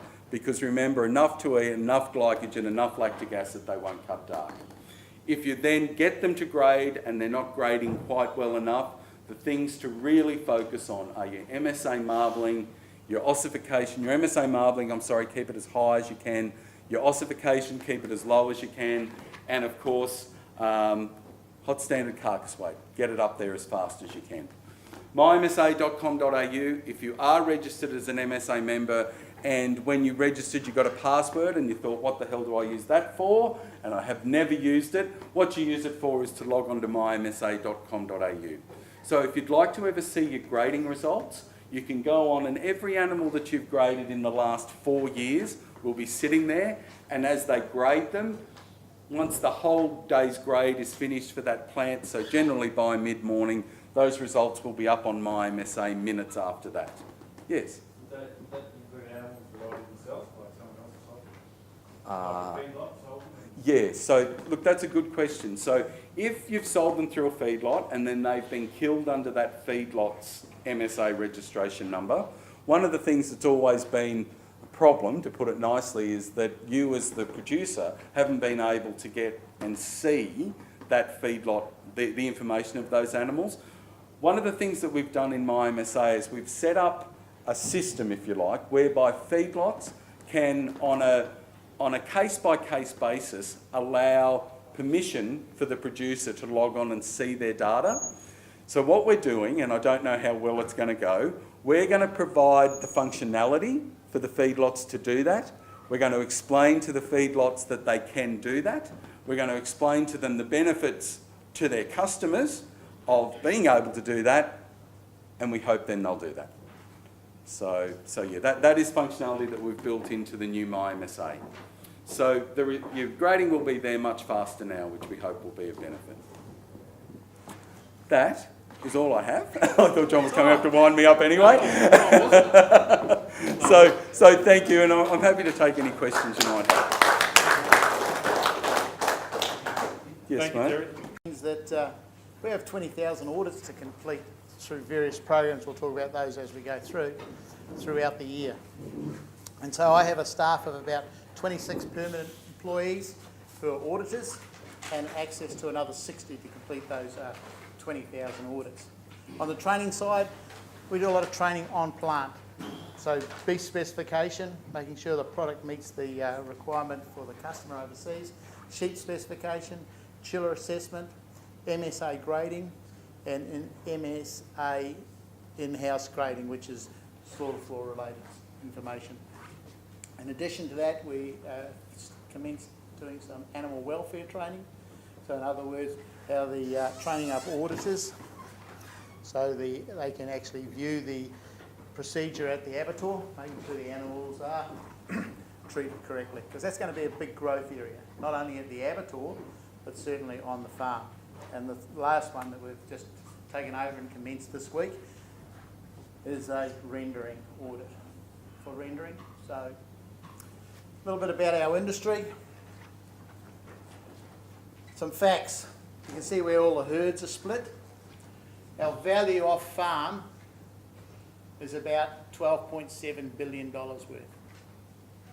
There's 180,000 registered PICs, so that's properties, and the herd size at the present time is about 29.5 million people, cattle.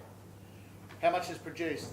About 2 million tonnes of hot standard carcass weight, 22.6 million grain-fed cattle, and the gross value of the cattle is estimated at $7.7 billion. So there's a difference between 7.7 and 12.75, and that's most probably some profit and the cost of processing at the end of the day. We do have very high rates of processing in this country.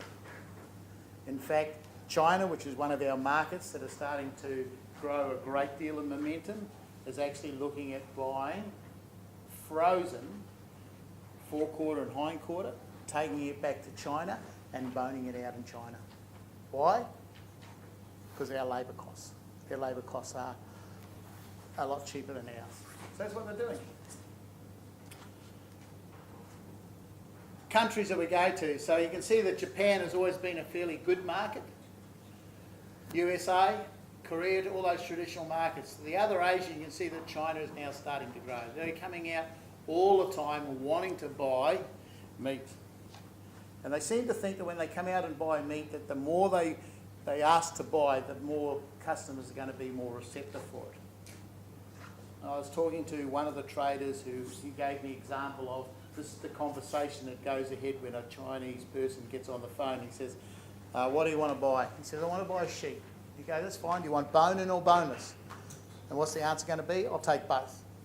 Do you want leg, shoulder, or whatever it was? Yeah, I'll take both. And then the trader says very quickly, he says, would you like wool on or wool off? What's the answer? I'll take both. So what does the trader then do? Just hangs up, because this guy has not got a clue of what he wants to buy. What he wants to buy. So there's those people out there who have a relation, who have a relation, who have a relation. If you're living in Australia and want to buy meat. Where do we sit in the world? So you can see here in the top 10 beef producing countries in the world, we're well down the market. So we've got USA, Brazil, EU, the 27 countries, that's all combined there, India, Argentina, and then Australia. And so our top 10 beef exporters, that we're number 3. Look who's number 1. You see that? India. India, the biggest beef producer in the world. It's strange, isn't it? No one would ever pick that. Australia is the biggest red meat exporter in the world, or producer. When I say red meat, what do I mean? Beef, sheep, goat, and variety meats. So we are the biggest exporter of red meat throughout the world. You can see that we actually produce 4% of the world's beef supply. So we're not really big, are we? We can't really set the prices because we're the best.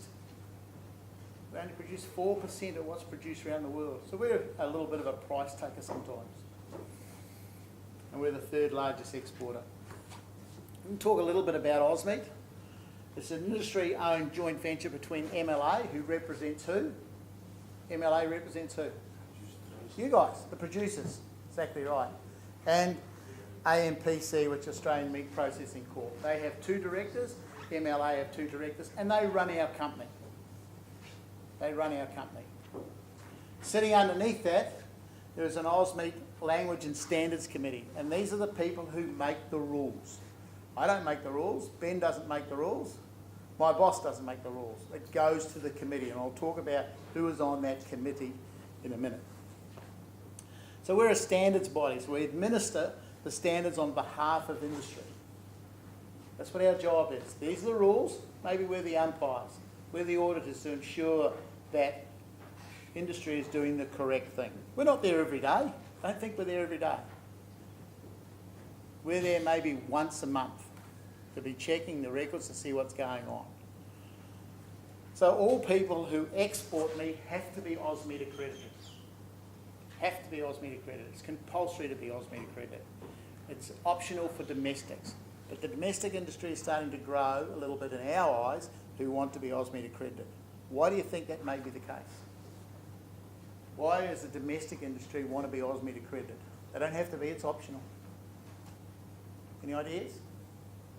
Their customers are demanding that. Customers such as Coles and Woolworths want to make sure that these people are doing the right thing.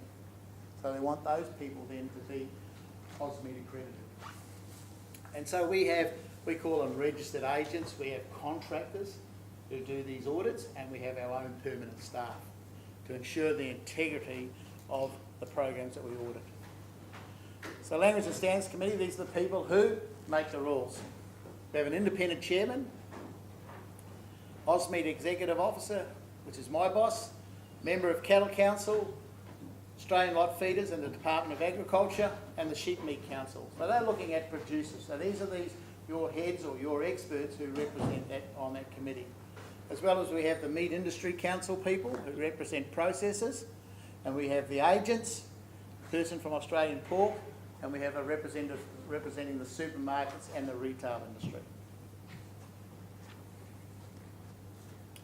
The AUS-Meat language.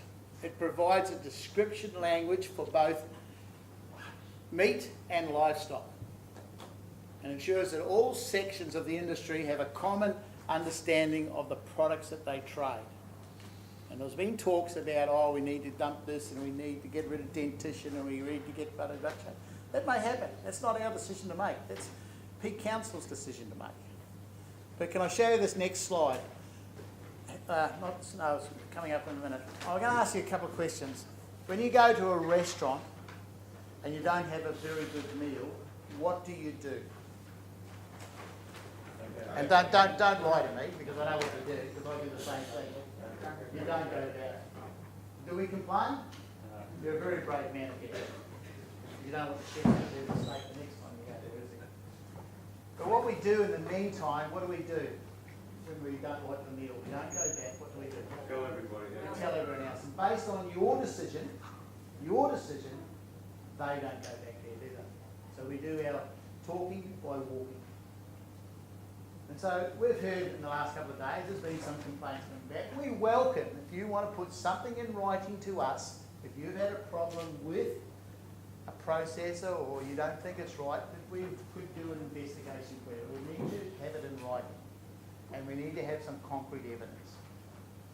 I just recently involved, where I live, is in a complaint about some fat measurements.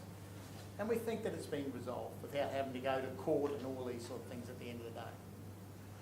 So if we don't get to our customer what it was, this is what happens. We end up with a whole lot of screaming kids around the place, don't we?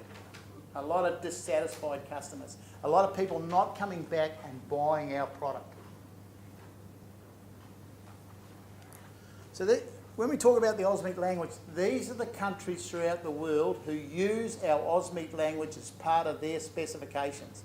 Have a look at these countries, our major traders, Canada, US and Chile. We talk about the European Union, they use our language. There's 28 members in that union. Look at the value of that EU market. It's worth $9,302 a tonne. That has been our big growth area because of the EU high quality grain-fed beef market. Unbelievable demand. The Americans went in there and said they wanted to supply that market. We're the only country in the world, as Americans would do, that we have the in-house system to be able to verify it's correct. And the negotiators from Australia went and said, no, we can do it as well.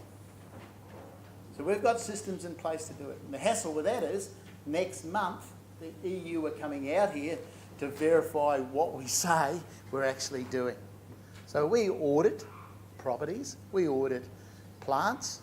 Now we're being audited ourselves. Not only us, but some properties will be selected, some processes will be selected, and some feedlots will be selected, as well as the government. So we're pretty confident, from our point of view, we've got everything in place. Eastern Bloc, Middle East, which is 17 countries, Japan and Korea. So we turn around and say, and there's been a lot of talk in the paper about saying, let's go with ossification that Terry talked about. Is that right? We don't need to have dentition anymore. Well, we're going to lose half our markets. Because our markets insist on, in their standards, of saying we're going to have the AUS-Meat language. So we're going to have to do a lot more negotiation if that happens. Our partnerships, people we work with, so we work with the MSA, we do their training for them, we do their audits for them. Livestock welfare, making sure things are correct at the abattoir, that the animals are being treated correctly. There's another program called Certified Pasture Fed. Any people belong to that program in this room? Anyone certified pasture? There's another program out about from Cattle Care about grass-fed animals only. Sale yards, feedlot, and the livestock production scheme. I presume everyone belongs to the livestock production scheme. Is that right? LPA. Some of us have audits. Some of us had audits? Yeah. Yep. So those are people who may be permanent employees or maybe contractors who have come and work to do the audit. So that's our partnership people, and we end up with customers. One of our biggest customers, believe it or not, is McDonald's. So if you want to supply product to McDonald's, as a processor, you need to have 3 audits. You need to have an animal welfare audit to make sure that the moo is a nice moo instead of a moo that hurt. They actually count the moos when the animals are going up the race. And if it's over a certain standard, they fail. There's a GMP, good manufacturing process. And they're so strict that if you fail that audit, in other words, in the carcass, if there's some spinal cord or what they call dura, if it's found at the audit, McDonald's will not take any more product from you until the next audit. We'll take everything that's in the store, we'll take everything that's in the shed. But from then on, you're out until you can show it. Why do we have spinal? Why don't we want spinal cord or duro? Any ideas? Mad cow. Although we don't have mad cow, it's their standard. So once they come on board, and then, sorry, the last one was social accountability. So we make sure that we treat the people, the processor treats the people properly. We don't employ prisoners to do the job. We don't employ underage kids. Or we don't employ underage kids. So the audit involves interviewing about 20 staff members. So once they come on board, the others just follow. Burger King, which is Hungry Jack's. Jack in the Box, Tyson, Costco, Global Animal Partnership, which is an on-farm thing if you're supplying into Europe. Aldi, supermarket chain again. BRC if I'm supplying product into Europe, especially into the supermarkets. Woolworths down the bottom and Coles. And Fresh Care, which is another subsidiary company that we have a look, which is called Osqual, who looks after the intensive horticulture. So an auditor could be doing strawberries, potatoes, herbs, lettuces or something like that. So it's another way of checking that the product is healthy. Ben's going to take over from here after lunch. Is that okay? Is that all right? After lunch? But I'm going to ask you this question before you go. How many people trade over the hooks? In this room, how many people trade over the hooks? Not many as yesterday. So the people who have got their hands up for over the hooks, have you been to see your animals being slaughtered? No one? You have? Cool. Okay, that's fine. Now I'll ask you another question. When do you think the ownership transfers from you to the processor? Any idea? Do you think when we load it into the truck? Do you think when it's in the yards? Do you think when it's slaughtered? And they pay the check. It's a little bit before that. It's when? After the scales. So at the scales, the ownership changes from you to the processor. So basically, when the check comes in from there, you get the check about 2 weeks later, though, don't you? Yeah. Hopefully. So it can't be when the check comes in because the meat's already sold. So that's a little bit about the overall performance of AUS-Meat, what we do. Any questions on the, as Ben says, the Godfather type scenario? Yes. Butt shape. Yes. Can I ask you a question about that? Yep. The thing of the past really that all boys will have their own butt shape. Yep. By an unlicensed grader. What do you mean by an unlicensed grader? Well, they have their own employee. They're graded. It's all theirs. They do all the fat measurements are all their graders. That's MSA, but the butt shape. No, even for us, even if it's not MSA. Rule MSA. Sorry? Butt shape can be discounted off MSA. And that's a company if they want to put in the butt shape. It's been sitting there. It's been sitting there a long time. But if there's nothing in there... There's no science in it. Well, there was muscle score, and Ben will talk more about that later, and then it got changed to muscle butt shape at the end of the day. It is a controversy one. It may be dropped, I don't know. But some countries, and I'll tell you the name of the country, was Korea. Can you remember when we used to do the Korean order? Frozen forequarter, hindquarter going to Korea? It was in their requirement.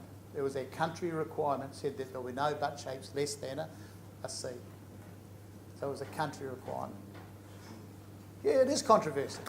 But I'd have to disagree with you, that to say that they're untrained. They're company employees, they're audited. If it's in their spec, they are checked against us when we do the audit.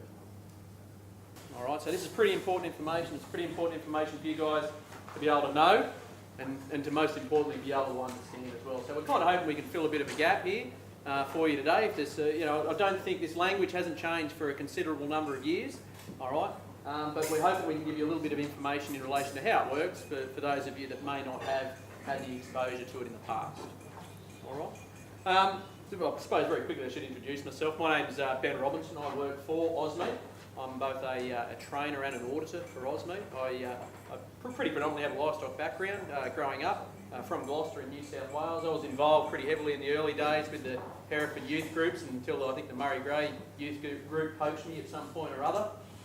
So I've sort of been through that and the showing of livestock and all that type of stuff. I was very fortunate enough in 1999, some 15 or 16 years ago now to score a job with Meat and Livestock Australia, working on the MSA grading program, which I did for about 7 to 8 years. And for the last, again, I think probably seven to 8 years I've worked for AUS-Meat. All right, so, and the majority of that time's been working in meat processing, so I've been able to see a good portion of what happens on both sides of the industry. So hoping to bring a little bit of experience to this today. So over the hooks trading, Rob's kind of already alluded to. Now, I mean, I suppose the first thing we need to get out there is that if you're selling cattle through the Hereford brand, you will be paid based on the over the hooks trading language. That's a fact. All right. So if you haven't been involved with it before, you will be if you're supplying this branded product. All right. It talks there about it's the direct selling of the animal to the processor, and we talked and Rob spoke about before the need to know that the transaction between yourself and the processor occurs at the scales. And there's a whole bunch of stuff that happens to that animal, of course, as you'll probably be aware of, between the minute that it walks up into the knockbox and the point at which it goes across the scales. All right? And look, to be fairly blunt about it, the fairly stock standard things that happen there are you take the head off, you take the hide off, you take the feet off, you remove the offal. That's going to happen on every single animal. That's a fact. But then there's a whole bunch of trimming that goes on as well, all right, in relation to the amount of fat they take off, some of the offals they've got to take out, and we have a standard for that. We have a standard for that, and it's called the AUS-Meat standard carcass trim for beef.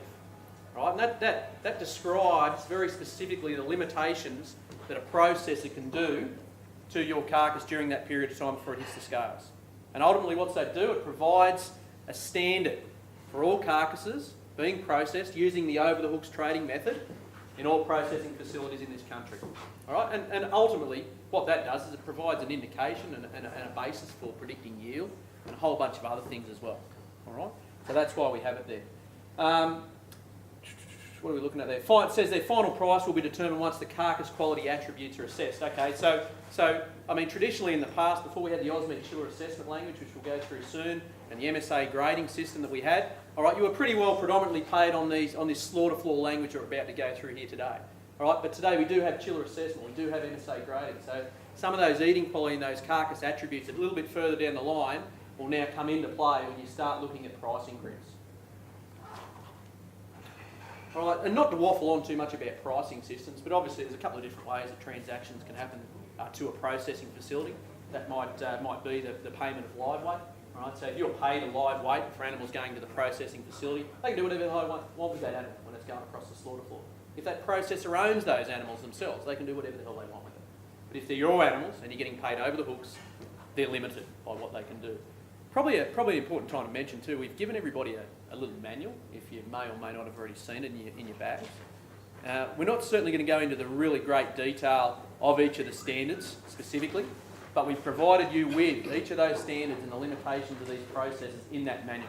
All right, if you've got any questions relating to that, feel free to throw your hand up as we're going through this, or come and see us at the end if you're looking for some more detail. But I'll guarantee you've got all the detail that you need. What you're going to be faced with here, though, is when you look at a grid, and this is purely just an example. There's one in your manual. Heidi will talk this afternoon about the Atron grid. All right, you're going to find specific information relating to what we call the AUS-Meat language. All right, and if I just point to, and I hope you guys can see there, down the left-hand side, and I built this little bit of a grid example here from a whole bunch of grids that I looked at from different processes, just to show you an example of the sorts of information you'll see. So what you've got here is dentition, pH fat depth, bruising, butt shape, meat colour, fat colour, weight. That's all AUS-Meat language. Across the top here, what you've got is, here's a portion of the grid that talks about complying with the MSA requirements, which you may see, which you will see on the Atron grid. You've also got some categories across the top here, YGS, YPS, PRS, S. You may or may not recognise those, we'll talk about them in a second.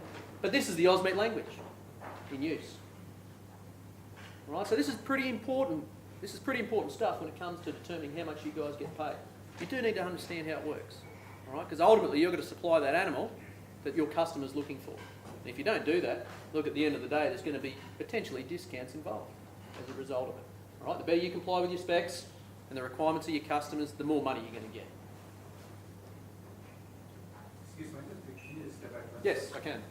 I'm surprised that they trim the carcass for fat, then they weigh it, and then they're saying and there's a 5-cent penalty where carcasses are over 22 million. So, I mean, We'll talk about fat in a both sec. ways there, aren't they? This is my example. This is my example. But look, you could have, when you start talking about fat, of course you take fat off when you take the hide off. Fat is removed. We've got a couple of standard locations where we measure fat. All right. Some specifications may require a minimum amount of fat. Some specifications may require a maximum amount of fat, and that's going to be pulled through from the particular customer that's requiring that product, whatever that might be. So you may find a minimum. You could potentially find a maximum as well. So the first portion of the language we'll talk about is the slaughter floor language. And that's, you might hear it referred to as the slaughter floor language, but look, it's just the breakdown that I'll talk about in relation to the things that happen on the slaughter floor in relation to the language. All right. Most of that stuff we've covered. What you're looking at here is a carcass ticket. You've all been, well, hopefully you've all seen a carcass hanging in a chiller at some point in time. They're identified via a ticket that can look pretty similar to this. Again, this is just an example, but they'll have specific information on it. Mandatory information that must be there if it's an over-the-books traded animal. And the things that it must have are the hot standard carcass weight, HSCW. And that could be the whole weight, or that could be the side weight of that particular carcass. Some plants will either measure the whole body, or they'll measure the side of the carcass. You've got to have the sex of the animal. The sex of the animal will either be male, obviously, female, or bull. There are 3 different types of ways that you identify sex. Dentition. All right, we'll talk about this in a second. Fat depth, that's the P8 fat depth measurement. That's measured in millimetres. You've got a category. You've got a bruise score. And you've got butt shape. Okay, so they are some of these aren't mandatory, and I'll go through that in a second. But they are the things that you will potentially see on a carcass sticker for a carcass that's been traded over the hooks. And they're all determining how much you're going to get paid, as you saw per that grid a second ago. All right, so just to fairly briefly run through each of these things. Hot standard carcass weight is a result of a carcass that's been prepared to the standard carcass trim requirements. You've got the exact definition in your manual there. All right. I pretty much covered most of this before. It says all carcasses must be traded over the hooks, must be prepared to the AUS-Meat standard carcass trim. It's a common reference for determining yield, assessing buyer performance, prediction of yield in the processing facility. But ultimately what that determines is the hot standard carcass weight. It's not a trademark, but that's the term that we use for a carcass that's been prepared in that manner to that standard. Okay? It's our responsibility as auditors when we go into a meat processing facility to make sure that the plant is complying with that requirement every day of the week. Rob said before, we're not in processing facilities every day of the week. The industry doesn't want us there. They've said that. They're the ones that give the rules out. All right? If you're doing a good job as a processor, you'll see us less than if you're doing a bad job. And the end result for a processor who doing a bad job is it costs him about $1,500 to $2,000 a day for us to be there and keeping an eye on what they're doing. Okay? So that's the kind of deterrent to make sure that they do the right thing. The sex of a carcass. The sex of a carcass will determine ultimately the category that the carcass will fall into. So it's pretty important. I said to you before, a carcass will be identified 3 ways. It's a male, which is a steer, a female, and that could be a cow or a heifer or whatever you want to call it, and then you've got a bull. All right, so male, female, bull. And that'll make more sense to you when we talk about the categories in a second. So categories is the ultimate outcome of identifying sex. And also there are some price that determines price in some particular markets. Some markets may require males, some markets may require females. All right? So there could be a price segregation where that may happen. Dentition. All right, so on a beef carcass, we look at, in the first instance, the 8 incisor teeth on the lower jaw. They don't have any incisor teeth on the top jaw. They've only got molars at the back on both the top and the bottom jaw. All right, so in the first instance, we use the incisors on the lower jaw. The first determination is, are all those incisors milk tooth? And I'm sure you've all heard that term before. I haven't got to tell you what that means. But they're the teeth that come through when the calf is first born. No different for us. When those teeth fall out, they're replaced with what we call a permanent incisor tooth. The operative at the plant must measure how many permanent incisor teeth have actually cracked through the gum surface. So it may not be a complete tooth, but all they've got to do is see it actually crack through the gum surface, and that's counted as a permanent incisor tooth. Right? If you like, they're not categories, but the measurements for dentition are a 0 tooth or a milk tooth, 2 tooth, 4, 6, 7, and an 8 tooth animal. All right, sex and dentition determine the category of the carcass, which I believe is probably the next slide. Look, I think we've got there's a few diagrams in that book that just show different examples. I mean, this is a measurement you guys can do before you send your animals into the processing facility. If you've got any issues with a processing facility coming back to you and saying, look, you've got half a dozen of your animals have been knocked out because they were 4-tooths, and you're standing there going, well, hang on a minute, they're 17 months of age, they're all these mates from milk tooth, they're all by the same bull, they're the same age, a whole bunch of stuff like that. All right, you're going to have legs to stand on if you've assessed those animals before they leave your farm gate. All right, if the processor is adamant that they're 4-tooth animals, get them to take some pictures of them for you, because they will do that, and there's a considerable number of processors that will prove to you, because there's no benefit for them to be calling them 4-tooth because they're missing out on product. There's no benefit for you, obviously, but there's certainly no benefit for them as well. So if they're absolutely adamant, they will provide you with photographic evidence, and that does happen in a considerable number of plants as a result of complaints. All right, P8 fat depth, or fat depth if you like. Fat depth can be measured in a number of different ways. It's measured as part of the chiller assessment program. Terry talked about it a little bit before. All right, we measure, there's 3 different types of fat we measure. We measure what we call subcutaneous fat depth, and that's the layer of fat that sits under the skin. We measure what we call intermuscular fat, which is the fat that lays around the outside of the muscles within the carcass. Then we measure what we call intramuscular fat, and Terry talked about marbling before. And that's the fat that's laid down between the muscle fibres themselves. What we're talking about when we're talking about P8 fat measurement on the slaughter floor is measuring of the subcutaneous fat. The definition is in the little manual that I gave you, but effectively the measurement is taken on the run. That's the industry standard. They've deemed that is the standard location for measuring fat on the slaughter floor. So what you'll be given there is, it says there it's mandatory for all AUS-Meat accredited processors to deliver that feedback back to you. It's an indication again of carcass yield or potential carcass yield. It's an important indicator of eating quality. Fat is absolutely an important indicator of eating quality. I think Terry spoke about that before. And at the end of the day, it's going to be living in your grid somewhere. You're going to have potentially a minimum requirement of fat, or, as we said, a maximum requirement of fat, depending on the intended market for those carcasses you're supplying. Could be either either. So you're only going to get that information from your grid. All right, the categories of beef. We've listed for you in your book, I've given you all the categories of beef. All right, there are 2 different types of categories that a beef carcass can end up in. And they are what we call either the basic category or the alternative category. There are 3 basic categories of beef. They are veal, beef itself, and bull. And those categories are the responsibility of the Department of Agriculture to make sure that every plant applies those categories with integrity. Make sure they're doing the right thing. They call them veal, beef, and bull. Then we have what we call the alternative categories. And they're alternate to the basic category of beef. So if a plant doesn't want to call it beef, but wants to be more specific about the identification of that product, there's a whole bunch of alternative categories. All right? And those alternative categories include terms like yearling, young beef, prime steer, ox, cow. All right? And all of those things, all of those categories will be determined by the amount of teeth they got in their head and the sex of that animal, as determined at the time of processing. Does that make sense to everybody? All right, so this is really important because ultimately, I'll get to you in a sec. Ultimately, this category is what your product is going to be sold on. All right? It's the absolute minimum mandatory when international customers come and buy our products around the world. They know the way we categorise our system here in Australia, and that'll be the basis for their transaction when they're purchasing our product. Remember, we talk about 70% of the product in this country leaving our shores. All right? We can't ignore our export customers. It's a big portion of our business. Sorry. What age is classing as a bull? A bull is either an animal that has both its testes retained, or a portion of its testes retained, all right, or an animal that displays secondary sexual characteristics. And they are the characteristics that a male animal would display a bull over a steer, which are the enlarged neck, the head, the leanness. He's a bit tall, he's a bit stretchier. He's a different form of an animal.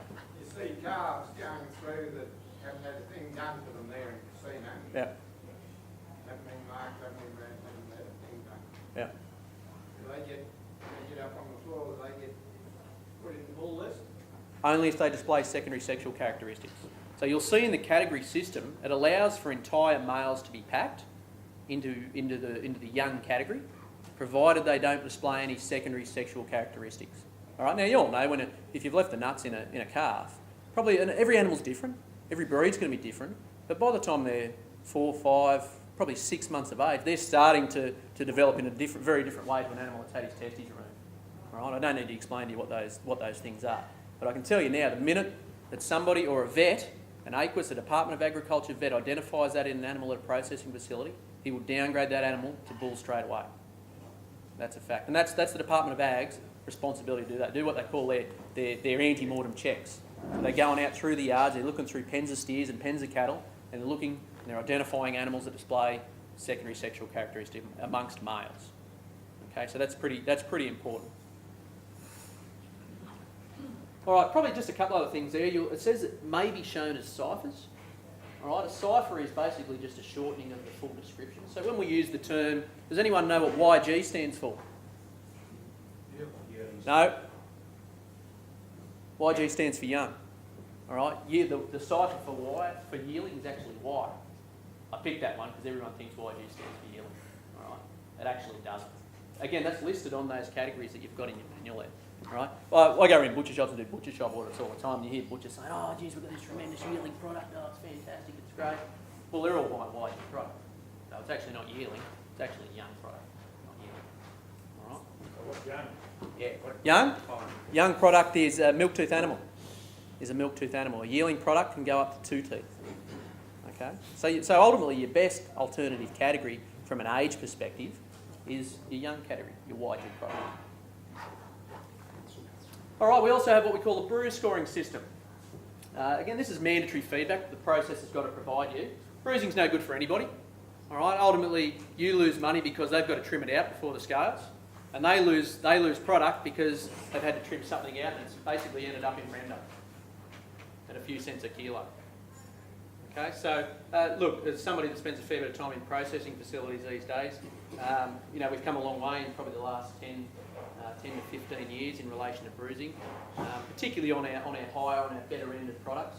All right, our practices on farm obviously are reflecting that, and certainly the practices that are happening at the processing facility also reflect that.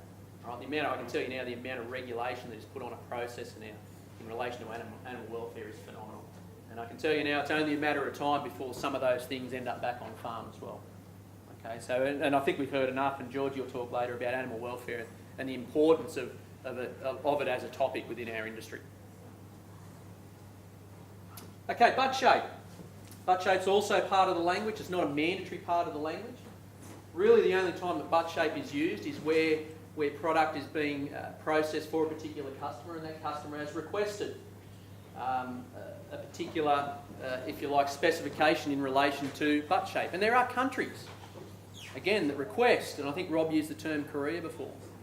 I can name a whole bunch of countries that have, don't ask me off the top of my head, I'll have to look at my little sheet of paper. There's a whole bunch of countries that have butt shape as a requirement for the products being processed. I think you'll find in your grid when you're supplying to the Hereford brand, they've got a requirement for butt shape, right? The industry has acknowledged that this isn't a good indication of yield, and that's why it exists purely as a non-mandatory field, all right?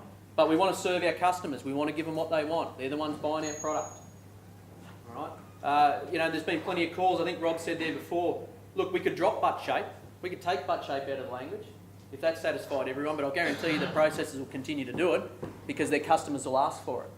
Now, the end result of dropping it out of the language is that we then can't control what happens, all right? So they could put anybody up there any time of the day to do that job. They can do it however they want to do it, all right? They won't ever get checked, all right? Having it in the language as we do today allows us to be able to go in, make sure that they've got trained people, make sure that they're doing it as per the requirements of that measurement, all right? So butt shape purely is just a visual assessment of the silhouette, or really what cut is the silver side of the carcass, and it's looking at the convexity of that particular portion of the carcass. It's not a muscle score, and that's why it's not a good indication of yield. All right, a muscle score is very different to a butt shape, and I think I had a question yesterday relating to butt shape and measurements and how it was done 20 or 30 years ago. I spent a lot of time working with the Department of Ag guys, particularly from New South Wales. All right. Their intention when this was all being developed way back in the early and mid 80s was that they wanted muscle score. They wanted muscle score into this system, and I know some of them are very bitter today because they don't have muscle score. They actually have butt shape in there, and if you like, call it a watering down of the system. All right, and I've heard that term used before by some of those guys. So be aware that it does exist. It is a requirement. All right, so it's something you do need to think about when you're preparing cattle for slaughter. So that's your slaughter floor language. That's your slaughter floor language covered. We might hold off on the questions for now, and we'll do that when we finish, all right? The next portion of language I want to talk about is AUS-Meat chill. We call it the AUS-Meat chiller assessment language. All right, Terry spoke about MSA this morning. Everything he spoke about was in relation to eating quality of product, all right? The things that affect eating quality. What I'm talking about now are the things that affect the saleable meat attributes. All right, what are the visual? What are the things that appear to your eye that are going to affect whether you buy that product or not? Okay, and they're things like meat colour, they're things like fat colour, marbling, the eye muscle area, rib fat, and the maturity of the carcass, which is the ossification score. Okay, so Terry spoke about these measurements before. I'll show you some diagrams and the ranges and things like that. I'm not going to go into them in super detail because you've already had a bit of a cover up on it. But these are the AUS-Meat language, right? Probably a point to note is that the MSA system uses the AUS-Meat language as part of its grading requirements. It's conducted by qualified assessors. These guys have got to attend a course. I'm one of the trainers that runs this course, so I'm pretty intimate with how that works. So they have to come and do a course. It's currently a 5-day course. It's a fairly rigorous course. They've got to meet a whole bunch of criteria before they turn there in relation to whether they wear glasses or not, whether they're colourblind or not. There's a whole bunch of requirements on them. When they finish the course, they've got to do a whole bunch of hours when they go home before they can even start doing the job. And then, for their life as they're doing the job, they've got to maintain what we call their currency. So they must, every 8 weeks, if you like, not reinvent themselves, they've got to re-accredit themselves as a chiller assessor to do that job. Okay, so it's a very, very rigorous process for them to have to go through. All right, you'll find this chiller assessment language will be in contract specifications. It'll also be on your price grids. So just to actually physically run through what the measurements are in not any sort of detail. Here's somebody measuring meat colour. All right, the meat colour, if you like, standards, the AUS-Meat meat colour standards range from 1A, which is the lightest, through to a meat colour of 7. All right, you'll notice it's white there, but a meat colour 7 is anything that's darker than a meat colour 6. And that's a pretty black piece of meat. Terry talked about the impact of having dark meat, particularly from a saleability point of view. When we're taught to go into a retail outlet and select a good piece of meat, we're not looking for one at this end of the scale, are we? We're looking back here. If we're looking for some sort of guarantee of eating quality. The MSA meat colour ranges from 1B to 3. Terry told you that before. That's the range you've got to sit in. Okay, so that's your meat colour. Fat colour, there's just a couple of examples. Good quality piece of meat, a darker piece of meat. Fat colour ranges from 0 to 9. And what you're doing is you're measuring yellow. In meat, you're measuring dark. In fat, you're measuring yellow. So 0 is white fat, through to something that might be a 9, which is extremely yellow. Again, it's going to be a particular customer's requirement in relation to what fat colour they're looking for. If you're supplying product into Coles and Woolworths, they accept nothing more than a 2 fat colour. If you're supplying product to be packed as grain-fed product, it can't have a fat colour of any more than 3. Okay, so there's just a couple of examples of a couple of requirements. All right, probably one point to note there, and I've talked to you about the different types of fat we measured before. Subcutaneous, intermuscular, intramuscular. What we're doing here is we're measuring the intermuscular. You can see where the person's holding it next to this piece of fat here. This is intermuscular fat, fat around muscles. All right, not fat under the skin. There's a white piece, there's a yellow bit there. You generally associate yellow fat with either older animals or animals that have been on a fair portion of green grass for a fair portion of their life. You can actually change the colour of the fat in a car. If you had an animal for a long period of time on green grass, all right, the yellow from fat comes from the green in grass. So you can actually eliminate an animal that may potentially kill with really yellow fat. You can actually remove what's called the carotene, all right, from their body to display a whiter fat by taking them off that green grass and putting them onto a dry mix. Okay, so that's a fact, and there's plenty of time to be improved. Marbling. Terry spoke before that we have two different marbling schools in this country. We have what we call the AUS-Meat marble school, which is what I'm going to talk about. Terry spoke to you before about the MSA marble school. So when we measure, we have one set of standards, but we have two different scores. You see two numbers in the top corner here. The AUS-Meat marble scores range from 0 through to a 9. Right, 0 being the least, 9 being the most. And it's based on the amount of marbling that exists in that eye muscle. Right, you'll see this information again when you're talking to international customers. The AUS-Meat language is the way, when we talk about marbling, that they trade their products. And again, customers will have specifications, all right, for how much marbling they want. Again, if you're supplying product to Coles and Woolworths, you're not allowed to have a marble score of any more than 3, because that's all going to land in this country here. And how often do you see highly marbled beef, or we'll say Scotch fillets? How often do you see highly marbled Scotch fillets in Coles and Woolworths? You don't. All right? You certainly don't see this product. All right? This product has a home. We do feed plenty of cattle in this country to achieve these scores. All right? But more often than not, it's our overseas customers that are preferring this product. All right? You quite often put that down to the way you look at the different styles and the way that we eat between. I always use the Australian version versus the Asian version. All right? They eat their product very differently to the way that we do. All right? Most of their products are thin sliced. All right? And they eat very small portions of red meat. All right? So a little bit of marbling. Their grading systems are all based. The Japanese grading system is all based around flavour. What delivers your flavour? Fat, marbling. That's why they want that product. In Australia here, all right, we're dinosaurs. We want to eat the biggest slab of meat we can. All right, we want to have it medium rare, and we want to sit there and mow through it with our knife and fork. All right, and the bigger the better. All right. So look, at the end of the day, to eat a really highly marbled piece of beef, and again, I think Terry had this slide before. If you've eaten 300 or 400 grams of a piece of steak like that, and I use the term that I've done it before, and I paid a whole bunch of money for it. Took it home and I cooked it on the barbecue, and my heart couldn't get out of my chest any quicker. All right, it's just far too rich. It's far too rich, and that's not how you consume that product. That's not its intended use. Grilled on a barbecue, big portions of. Okay, but it certainly does have a place. It has a place because the people that buy it pay hundreds and hundreds of dollars per kilo for it. And that's why it's a really highly prized market for us.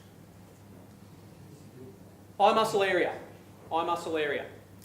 Terry talked about it very basically before about being somewhat of a tool or an indication of carcass yield. It's just one thing that's maybe an indication of carcass yield, but you may find it pop up as a specification, all right, on a grid, not necessarily this grid, but any grids that you may potentially supply to in any processing facility. You may see maybe a minimum eye muscle area size or maybe a maximum eye muscle area size. All right, and the reason they do that is because of the nature of a lot of processing facilities these days. They quite often, and more now, are a ready facility on the side of their plant. What that means is they're basically putting the meat in the trays with the price sticker on it, and they're going out the back door of the plant straight onto the shelf in the supermarket. If they want to cut a 300 gram piece of Scotch fillet, they put a Scotch fillet into an automated cutting machine. Now the piece and the weight of that piece of meat is going to be very different if it's a 45 square centimetre eye muscle versus 100 square centimetre eye muscle. All right? All the machine knows that it's got to be 25 mils thick. And that's where the problems creep in. And that's why we have, and some places do have, specifications for eye muscle size. Rib fat. When we measure rib fat, and look, Terry talked about this before, but you're measuring subcutaneous fat. I think he probably said to you that the MSA minimum requirement was 3 millimetres at the quartered rib site, as you can see where that person's measuring it there. All right, it's measured in millimetres. Again, fat impacts on eating quality. The more of it, ultimately, it doesn't have a huge impact. All right, but the more of it, the better the eating quality of the carcass is going to be for particular cuts. All right. It protects the meat. Maturity. We measure the maturity of the carcass. We measure that based on the ossification score of the carcass. Terry's spoken plenty about ossification. I won't even go there. All right? We're measuring the physiological age of the carcass, how mature it is. We know that it's an indication of eating quality.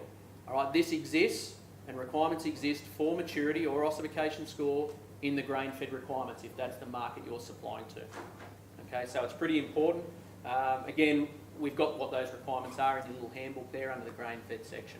So you can have a look at that as you will. There's a couple of other, I think Rob spoke about earlier, the EU high quality beef quota.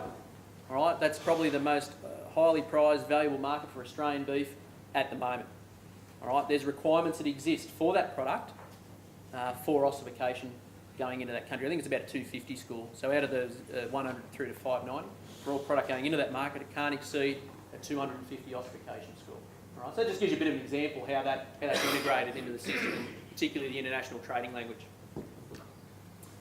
Meat Standards Australia, look, I'm not going to talk about this. Terry's well and truly exhausted that, but what I will say is that it incorporates the AUS-Meat language for chiller assessment, and that's all about the preconditions and how a carcass can be assessed, and it incorporates some of the measurements that exist for saleable meat attributes. If you want to be an MSA grader, you've got to come and do the AUS-Meat chiller assessment course first, and then you turn up a couple of weeks later and you spend a fortnight learning how to be an MSA grader. And again, you've got to have continual assessment, if you like, throughout your life to maintain your accreditation as an MSA grader as well. We have some optional, so that's sort of the chiller assessment language portion done. We have some optional industry programs out there that you could potentially be a part of, and these things could potentially gain you some premium somewhere in the marketplace. All right, particularly where a customer's requesting that you supply them grain-fed beef. All right, they want to pack that as grain-fed beef. If any product in this country is called grain-fed beef or put on the carton label, it must come from an AUS-Meat accredited feedlot. We audit those feedlots. There's requirements. Have we got any feedlotters in the room here that are AUS-Meat accredited feedlots? Yeah, you know. All right. So there's a whole bunch of requirements that they've got to meet. You'll hear the terms GF, which stands for grain-fed, or GFYG, which stands for grain-fed young beef. All right, they're the two different types of grain-fed beef that is packed in this country. We also have a pasture-fed quality assurance program as well. All right, so this guarantees lifetime traceability, if you like, that those animals have been fed on grass. All right, there's some particularly good market opportunities price-wise. I was actually when we were in Bathurst yesterday. I walked into Coles and they were selling what they call their Coles Graze product, which is a new brand of grass-fed beef. I believe it's somewhere along the lines and underpinned by this somewhere way back. They were selling fillet for $47 a kilo. All right, probably standard to their Australian beef line, which is probably worth about $30 a kilo. That just kind of gives you an idea of the premium line of grass-fed product. We deal plenty with our Chinese importers of this product. We run a course which teaches them all the requirements about Australian product. All they want is Australian grass-fed beef. Where can I buy a farm? Where can I buy a meatworks? How quick can I get it there? All right, it's got a pretty good name for itself around the world. All right, and we need to capitalise on that. And this program just goes a portion of the way to providing them with that guarantee. The next portion of the language I'll talk about is really it's about the boning room, really, if you like. I'll call it the primal cut language. But look, AUS-Meat puts out, or the industry puts out, a manual called the Australian Handbook of Meat. Some of you may or may not have seen that before. This is what I refer to as the AUS-Meat Bible. Right, our international customers that purchase our product use this manual. We sell hundreds of these every year. If they want to buy a rump from Australia, all right, they can ring up any plant in this country and they'll get a rump prepared in exactly the same manner, because this book outlines exactly the requirements for producing a rump. That's the long and short. Okay, so this is it's a golden piece of information for our industry. This just shows you just a couple of examples of what the book might contain. All right, what you're looking at here is a carton label. This is what your beef will be packed as. All right, you'll have a label on the box that looks very similar to this, what we call a carton end panel. All of this information we've collected along the way will be translated onto this label that you see here. All right, and really just to highlight the important things really that we've talked about, all right, is the product name, or what we call a generic description. All right, beef will either be categorised as bone-in or boneless. Pretty straightforward. It'll be identified with a category. This is the single most important thing that people purchase their product on all around the world. All right, the category system. So that is YG product. That is young product. That's the cipher. Certainly going to have a cut name there. This product is actually a grain-fed product. So it's come from a certified feedlot. It's met all the requirements. It's got some chiller assessment information there. Okay, so we can see a marble score 0 to 6, meat colour 1B to 3, fat colour 0 to 3. That's telling me the product in that box contains that range of measurements. And then just to throw this one in here, just to jump in on top of Terry, you can also see some MSA eating quality information on the carton label as well. All right? Particularly describing the eating quality of that product in that box. So it tells us the MSA star value, the ageing requirements, and how to cook that product. Probably no more important piece of information in relation to the eating quality of the product on that carton label. So they're probably the most important things really in relation to what we've spoken about there today. There's a whole bunch of other information on there that relates to either country's requirements or their own government's requirements in relation to food safety and a whole bunch of stuff. The barcode, does that include the traceability back to the pig? No, it doesn't. Absolutely not. There's no plant in this country. There's no plant in this country that can correlate a piece of meat sitting in the boning room in a bag in a box back to the live animal. You can get a rough figure. Some plants have spent a whole lot of money trying to do it.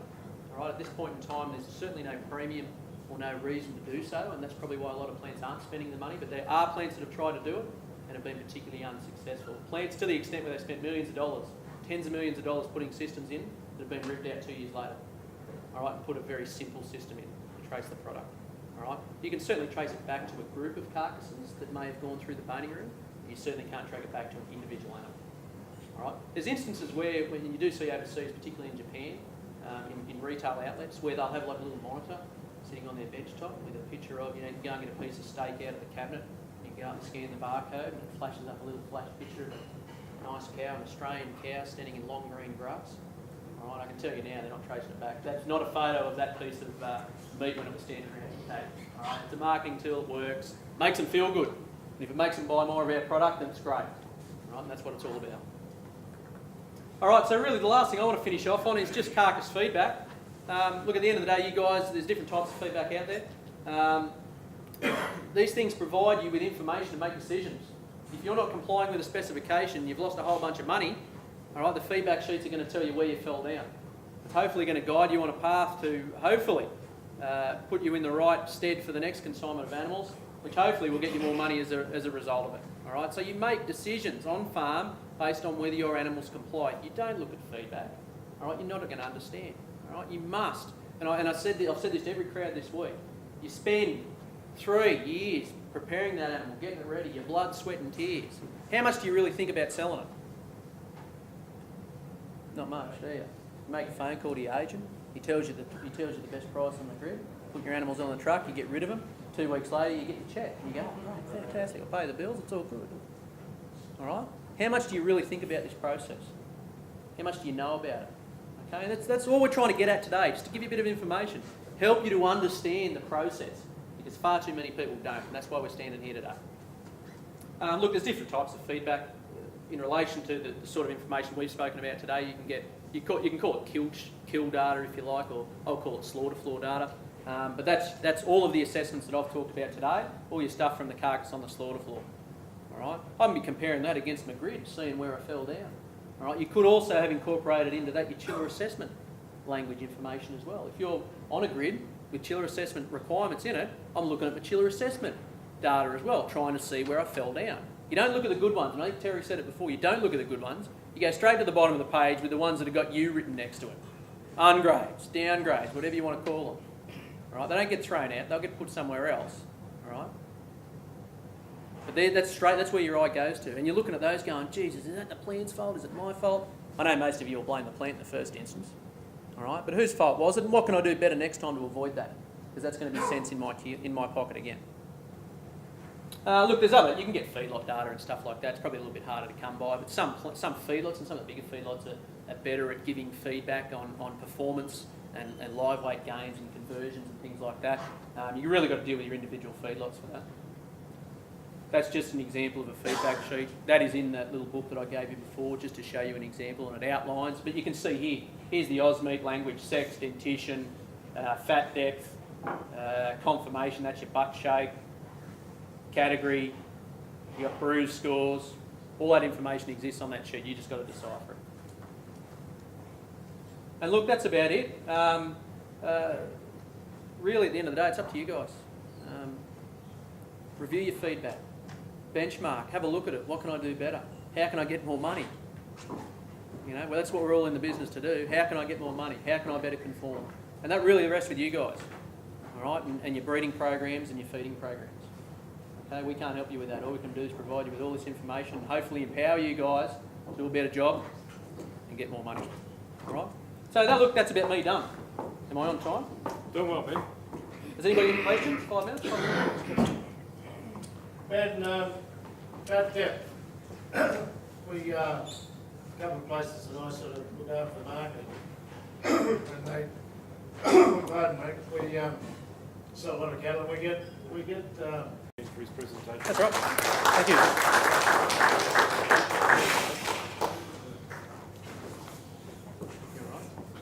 Okay. All right, I'd like to hand over to Georgie Fraser from MLA to talk about the Target 100 program. And this is a program that I knew very little about. I've got to say it's a really fascinating program, Target 100 program from MLA. So I think you'll get a lot out of it as we have this week. So thanks, Georgie. Hello everyone, my name is Georgie Fraser. I work for MLA in the community engagement program that we run there. I guess I've been invited here today to run you through some of the research that we've done at MLA, going over our consumer tracking. So we've been looking into people's purchasing decisions, why perhaps they are purchasing beef and why they're not, and whether they've got concerns around animal welfare and environment. So I'll be running you over the research. I'll be taking you through our Target 100 program, which I'll explain a little bit further down the track, and as well as our community engagement program. And I'll just be briefly touching on what we believe the community wants next from an industry perspective, I suppose. So the research I want to take you through, I guess our objectives of the research is to track the changes in the metropolitan consumer community's perceptions of the beef and lamb industry. So as I said, what concerns do they have? Why are they purchasing the product? Why aren't they? Barriers to consumption and that kind of thing. Within that research, we put forward our Target 100 branding, see if they recognise it, see how we're tracking how that program is, whether they've heard of the work that we do. And from there, we take that research and we look at it and we feed it back into our communication strategy to make sure that we're on the right track, that we're addressing, the issues that they're concerned about. So basically, our research turns up, we've been doing it since 2010, so it always comes up, first and foremost, quality, freshness, price, and number one when people are making a purchasing decision. So people want really good quality food and they want it at an affordable price. Second down to that, as we get a little bit further down, people start thinking about nutrition. Is this a nutritious meal for my family? And then as we go a little bit further down, people start thinking about, the environment and origin, like where does that product come from? Where was it grown? Was it produced in an ethical manner? So to break that down for you in, I guess this slide here, you can see, as I said, freshness and price just trump absolutely everything every time. As you go down, you can see I've got some logos on the side. The leaf there represents environment, so those topics there are, I guess, related to the environment. The love heart and the paw, that is an animal welfare concern.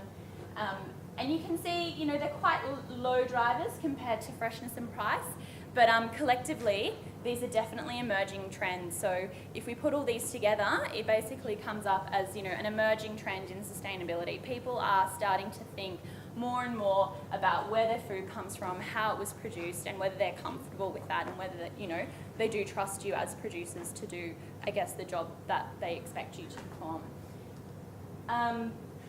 But by no means, is the entire population concerned about that. At least half of Australians actually don't have any concerns. So you're not under attack, basically, is what I'm trying to get across.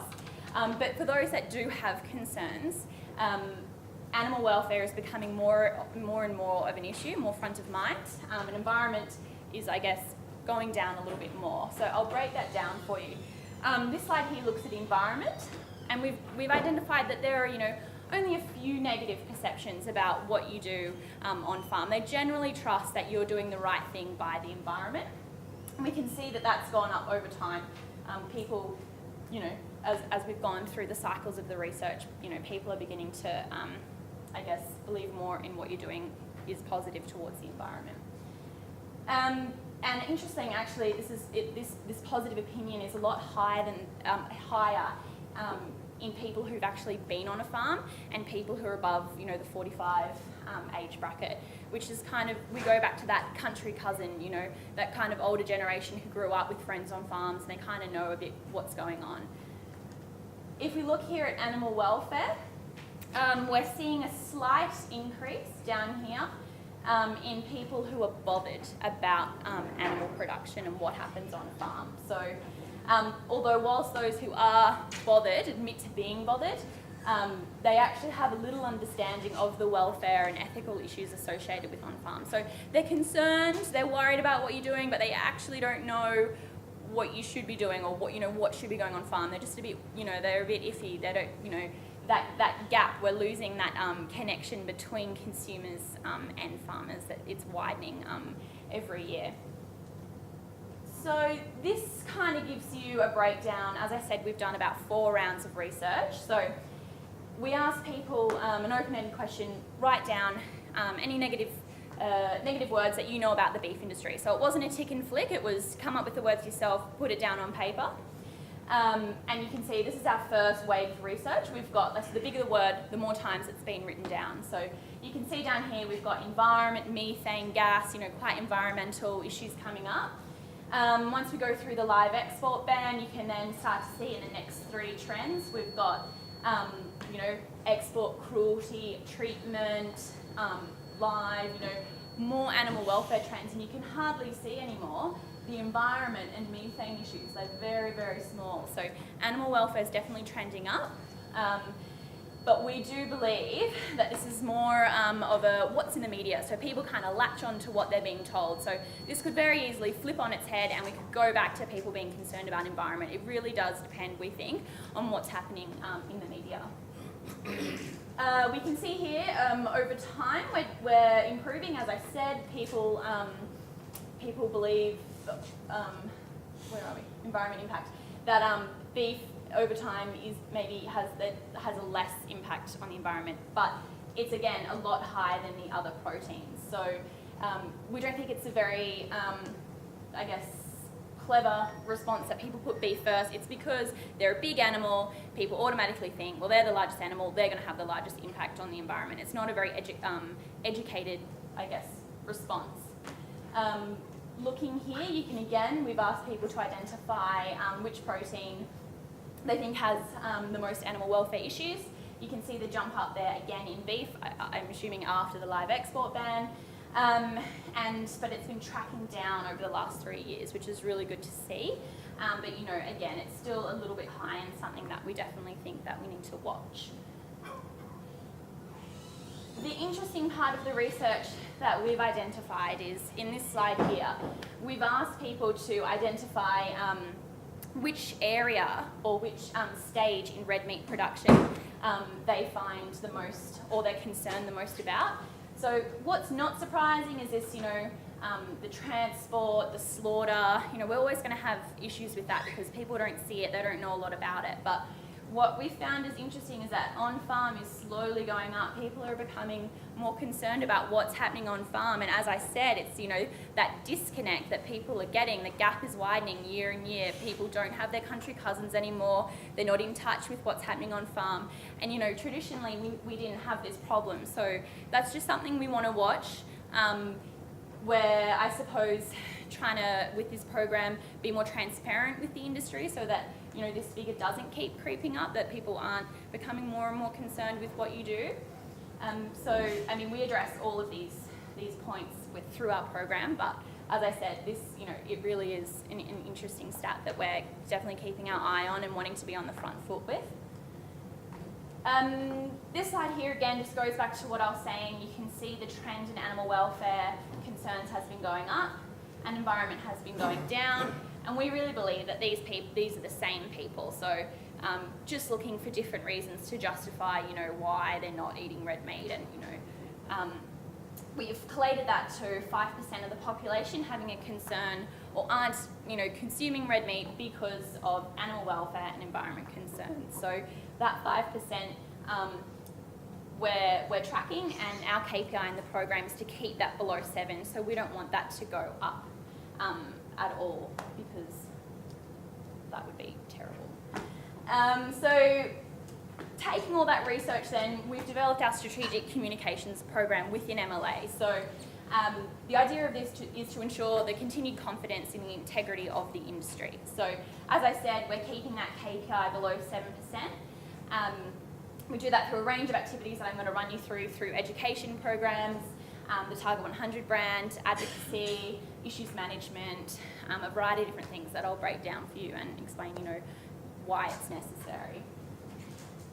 Before I go on, I kind of want to explain that 5% of the population to you and why we're talking to them. You might think it is only 5%, but we've identified them as the engaged community. So they're the people looking for information, wanting to have discussions with their friends. They're the ones at the dinner party who bring up and go, oh, hey, did you hear this? Did you know beef's really bad for the environment? And, they're the influencers. I'm sure you've got your own friends in the community, producers who you go to, and you talk about, different practices. Everyone has that kind of person that they trust and really believe what they say. And this is this engaged community. So we've got the mainstream community who are influenced by all these people here. So I guess we take a step back and go, we're not going to talk direct to the mainstream community. They don't have a concern about what you're doing. They're not worried. Really, we're just going to keep eating our beef. But once these guys come in, get in their ear and say, oh, you know what, I heard this, I found that, it's the... So going forward, I just want to take you through the different, strategies and approaches we have to influencing these people. And the first thing I want to take you through is education. So we have a suite of educational resources that we've put together for primary schools as well as secondary schools.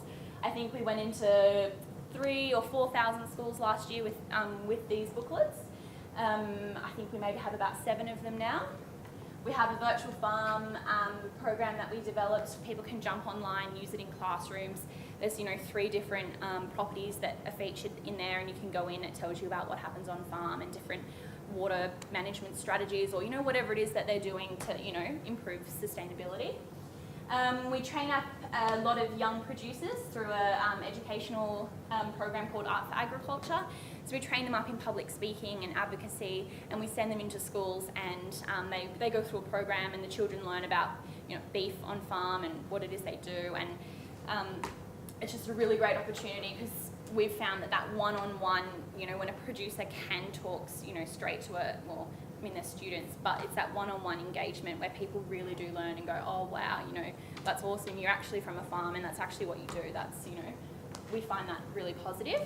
And MLA, of course, was one of the founding members of the Primary Industries Foundation, which sole role is to get agriculture into the curriculum. So we think that's really important as well. Second is our Target 100 branding, I suppose. So Target 100 was developed about 3 years ago with the main goal of promoting that Australia not only produces some of the best beef in the world, but that's actually the most sustainably produced, and that we're continually trying to improve. So we're never standing still. Once we've reached, once we've improved this area, where we look at how can we improve it again and how can we keep getting better. So it was developed to showcase 100 initiatives on our website. So those initiatives are R&D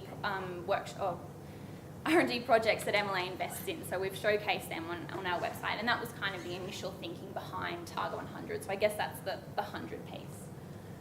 I have video, but I have no sound, so let's skip that. So this is our website. This is kind of the hub of where all that information is. So as I said, there's that 5% of the population who are interested in beef production. So when they're searching for information or looking into different things that they've heard, we really want our website to come up where we've pretty much got all the information that we hope that they're looking for. You probably can't see that well, but we've got 100 initiatives up here. Then we showcase environment, animal welfare, farmer stories, and some other information which I'll break down for you. So first I want to show you is our initiatives. We've got over 100 listed on the website. As one's completed, we pop another one up, so it's ongoing. So there's always fresh initiatives coming up. I think for most people, just jumping on there and seeing that there's 100 is enough. I don't think people necessarily really want to go in and read them. There might be a few sort of high-level thinkers who do actually jump in and see the stuff that you're doing, but mostly I think people jump on and go, awesome, wow, yep, that's great to see that the industry is actually, you know, investing in this. And we've got things on there from, you know, Wombiana grazing trials through to Farm 300, through to tick vaccines, you know, how to improve your grazing and all sorts. So that's sort of one aspect of the website. We go on then to our farmer stories. This is where I'd love to get you guys involved. So we've got a pool of about 230 farmers now who have come to us and put their story up on the website. It's just a couple of paragraphs, a photo. It's that kind of humanises that research page. So, you know, they talk about their low stress stock handling and how they've put new bores in to open up the paddocks and, you know, rotational grazing, different things like that. So it sort of humanises the research and I guess makes a nice connection when the consumer comes in to read that. It's quite a personal touch, and we find that those are really popular when we share them through our channels. So we'd love to get some of you guys involved in that as well, because once you're part of the program, then, you know, once we've got your name and we know that you're interested in, then it opens up opportunities for you to come and speak at some of our events and you know, be able to engage one-on-one with consumers and really build that trust, which is really, really important, because if we don't have trust between consumers and producers, all this marketing we're doing for, you know, our branded beef, it just goes out the door if people aren't going to buy your product. At the end of the day, if they're not happy with what you do, then, you know, all our marketing just goes to waste. What we've done this year, following a social license review, it was identified that transparency really needs to be improved in the industry. So we've developed two sections on our website. One area is dedicated to environment issues and one is dedicated to animal welfare issues. So the approach we've taken now, originally the industry on our website, you know, we used to say, we're doing all this great stuff, farming's really great, look how well we've improved, you know, thumbs up to us. But people didn't trust that, you know, because they're like, well, you know what, I've heard that actually, you know, methane's really bad and that's affecting the environment. We didn't address issues. We just said, we're doing a top job, trust us. So we've changed that now, and we've got all these pages, we now address the issues. So we've written down, you know what, we know that you guys are worried about this. We know that you're worried about branding, or we know that you're worried about transport, whatever it might be, for these reasons. So we outline their issues, then we jump in with the facts, and we go, well, you know what, we've actually got to dehorn cattle for this reason, and these are the repercussions of not doing it. And then we jump down the research and go, you know, here's some projects we're working on. We're really trying to breed polled cattle or whatever it is, you know, and say we're working on it, and you kind of acknowledge those issues. So it's a great way for people to go, okay, you know what, you're aware of the issue, or maybe this is why you do it, and it's really great to see that you're actually investing in some research to try and, you know, phase out whatever it is that they're concerned about. So we're hoping that this, you know, will help us into the future to not have big issues arrive, you know, like live export. I know that was quite a big one, but, you know, there are lots of other little niggling issues that in the industry simmering away, and we're hoping that this approach will kind of settle that, those niggling questions down. So I guess that's our website, that's where all the information is, and we use our social media channels to push that out and engage conversation. So, you know, it's really great if we can also get producers jumping in on those social media pages to answer questions if, you know, if people ever come on and say, oh, you know, what are you guys doing about this or that? It's great to get, you know, you guys again connecting with the consumer. So that's kind of what these platforms are all about. We also do events, as I said. We find these work really well. Traditionally, we go to foodie events where we've got that kind of niche audience, people who are really interested in their food. What we like to do is get a chef up on stage like this. We have a chef cooking a product, and we've got the producer there whose product it is, and the chef's talking about cooking it, and the producer's there saying, you know, on my property we did this, we raised it this way, it's this old, and it's just, you know, traditionally people aren't that interested in what happens on farm, but once you can connect it with their food, which they love knowing, oh, okay, wow, that's really interesting, you know, you did this and now here it is on my plate and I can eat it, you know, they love that kind of stuff. We also went to TEDx Sydney, so this is in the Sydney Opera House. We brought in a beef carcass and we broke it down in front of a couple of hundred people, again, talking about, you know, what we did on farm, and people, you know, that was a really great way to connect people with what happens on farm with their food. So those are some of the events we do, and again, you know, once we get you guys involved in the program, there's opportunities for you to come along to events like this to be able to talk to consumers, which, as I said, is, you know, really, really important. All this stuff that I've been talking about is really proactive. So we're trying to stop the issue from happening. So it's really proactive, but sometimes, you know, we need to be reactive, and we actually need to, as I've said, get down in the trenches and really defend the industry when stuff comes up. So we try and do that again with the Target 100 brand. Just an example here, last year a study came out from America saying how bad beef production was, and in fact it's worse than transport in terms of emissions and climate change, all that kind of stuff. So we reviewed it, we said, you know what, this isn't relevant to Australia, these parts of it, because this is an American study, and you know, put some facts out there, put it up on our website, and then we could then channel people through to that information.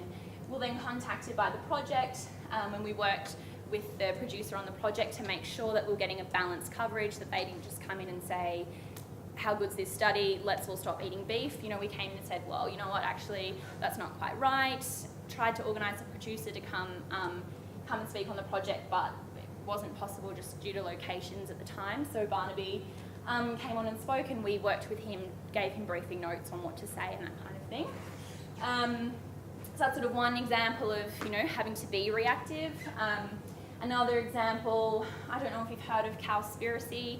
It's this terrible film that's come out of America. Again, it compares the beef industry to the transport industry and how terrible it is for the environment. It's a very grassroots film. It's slowly coming up. Hasn't had any mainstream cut through as yet, but we've been tracking it.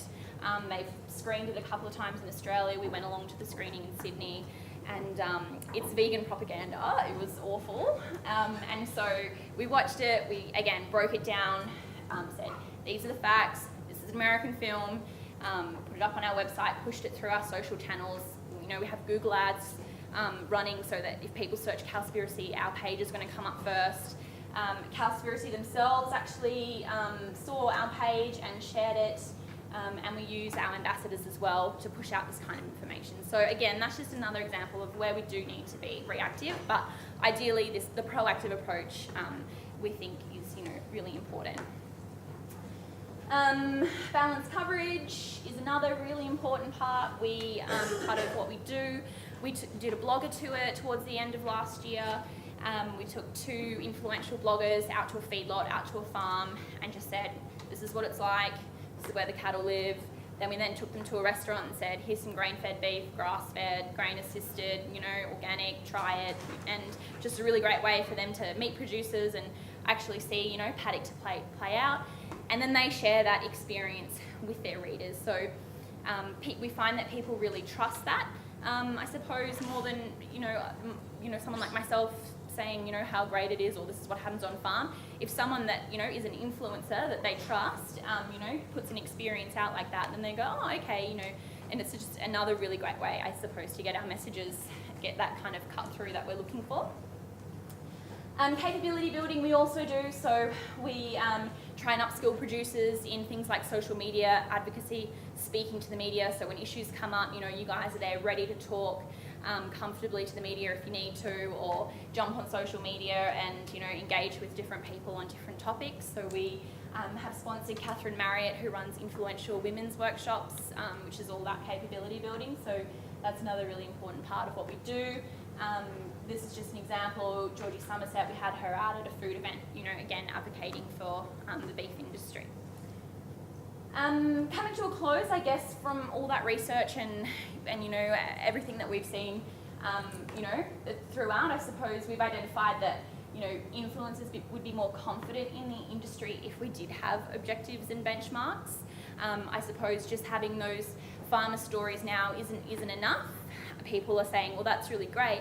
You know, it does sound like you're doing the right thing, but, you know, how can you prove it? How can you really, I don't know, I guess benchmark different things and different targets? So that's what we're looking at now as an industry as a next step.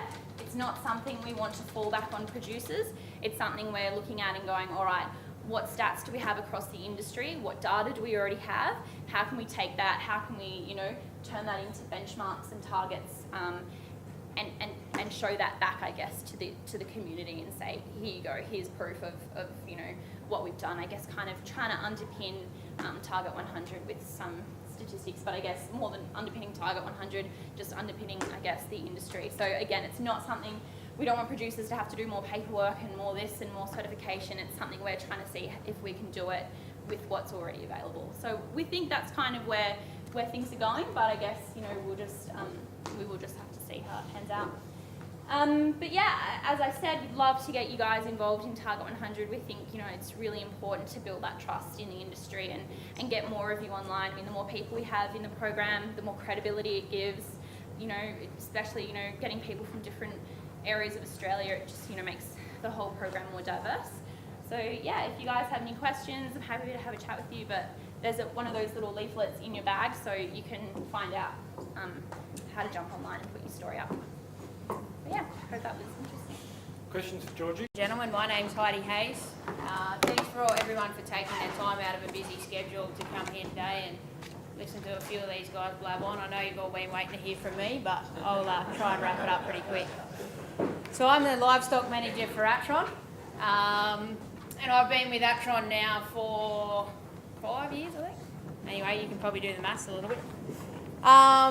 So just a little rundown on who Atron is and what we're all about. So Atron is a family-owned and operated meat company in Australia. David Larkin has long as been the managing director. David, along with Kim, own Atron Enterprises. So their money, blood and sweat and tears is what makes this company so individual. So David Larkin has worked in Victoria all his life. He's a third generation butcher. Worked in many butcher shops and processing facilities in Victoria. Started his own meat brand, Pride Meats, in 1993. So they processed in Victoria and was selling under the brand Pride Meats. Today, Pride Meats is still a brand in Atron.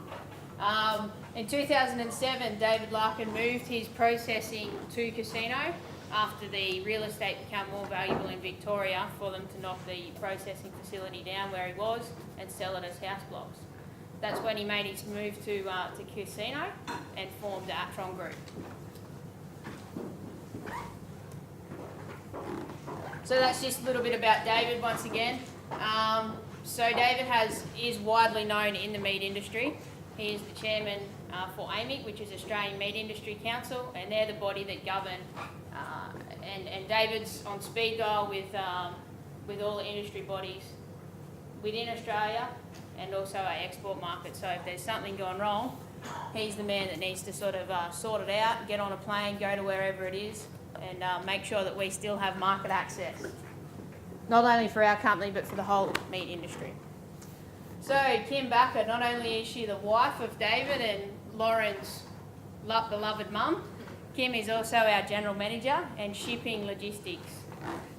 So anything that happens in our business, Kim has a hand on.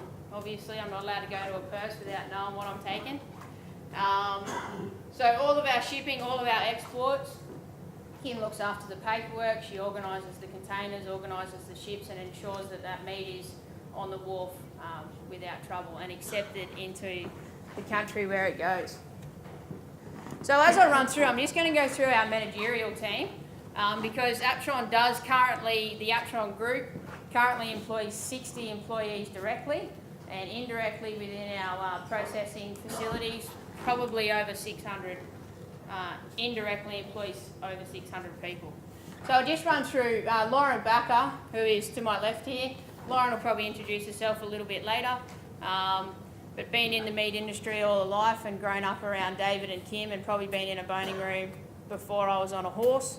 And Lauren looks after all our marketing and keeping our brands going, putting the brand story out there, doing a lot of work like that Target 100 stuff for our company. This is myself. I was born and raised on a cattle property 30 kilometres west of Kyogle at Lynch's Creek. My folks also own the bottom pub in Kyogle, so I was born and reared there as well, so I know a little bit about chipping in a family business to make everything work.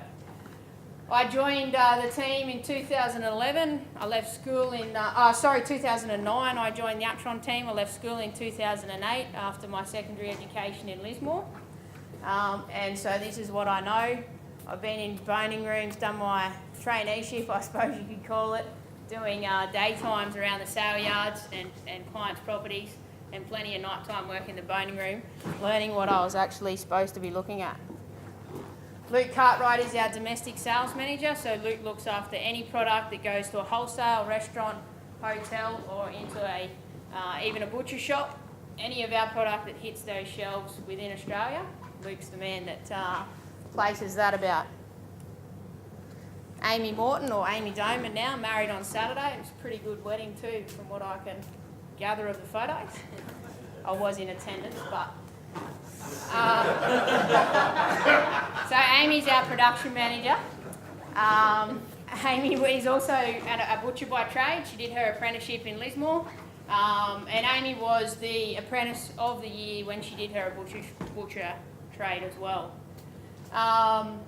Amy's a pretty important part of our team. She's in all of our boning rooms, not all of the boning rooms at once. Obviously, we process 5 days a week in 2 abattoirs and 3 days a week in 2 other abattoirs. So we've got boning every night of the week.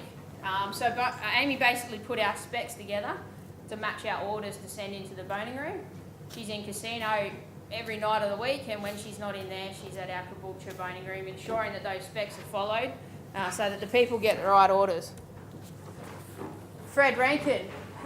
Fred also does a similar thing. He works with our Caboolture abattoir and Stanbroke at Grantham, where we process our grain-fed stuff. He does exactly the same thing. He puts the specs together and shows the, make sure the boning room's doing the right thing with our meat and where it's supposed to go into the right order. So Fred used to work at Casino Meatworks for about 30 years. So he was working in the boning room, working in chillers, loading trucks, ensuring all that sort of stuff happened properly. And he joined our team in 2013. So Uptron currently is processing at 4 facilities. We process everything we put through Merrimack to Caboolture is cow. We have sort of set up through our 4 processing facilities that we just try and keep a one type to one area. It just makes our job a little bit easier in the boning room and logistics and all that sort of thing. So currently at Merrimack we're processing around 1,500 cows a week. At Casino, this is where we put our footprint with the Uptron group. We process there 5 days a week. We process anything from a bull right through to our MSA and our branded product there. Cows, the whole lot. Stanbroke, we currently process there 1 day a week. That's where all our 100-day grain fed, so out of a feedlot, certified feedlot, 100-day grain fed cattle are processed there. And Manildra, we only started this relationship January 2015, so it's only just taken off. These guys, you probably know a bit about the Cootamundra plant down there. The Manildra group bought it. They're doing some really good work. They're a great company to work with. They're putting in a boning room currently, so whatever we kill there at the moment is going on a truck and it's boned in Queensland. We're not currently boning anything down there. But they are building a boning room, and hopefully that'll be up and running by the end of the year. And we're trying to diversify what we do down there a little bit too, which also allows us to put a footprint right down the eastern seaboard, which gives us a better cattle supply all year round as well. So that's the growth of our business since 2007. In 2014, we processed 129,000 head. That was between just the 3 processing facilities before Manildra come on board as well. So you'll see over to the right of the screen there that 60% of our business, so 60% of everything we kill and bone, is actually exported in 2014. That was the stats for 2014. Obviously, you can see with our growth that it's up 30% since 2012. So yes, our growth has helped that export. Other markets, such as China being a huge market at the moment, that's also taken up some of that slack. The wholesale and retail acquisitions in 2014, so the Uptron group bought 2, I'll just touch on that a little bit, bought 2 wholesale businesses, one in Sydney being AUS-Meat and one in North Lakes, Brisbane being Meatland. So they are giving us the opportunity to get our story straight from you guys as close to the consumer as we can, which is what it's all about these days. They want to know where it's coming from, especially in the cities. I mean, the country's easy to supply. You guys know what you do on your farm every day. You roughly know what's happening and where it's coming from. But these guys, where we want to sell the meat, where the numbers are, and we're trying to get more beef, red meat consumption out there, it's all about telling a story, putting it in a glossy lid, in a glossy bag, and they want a good eating experience, as they did today. See, that's you, Loz. Hi guys, it's nice to meet you all properly. I've spoken to most of you over the phone, so first of all, thank you for coming out today.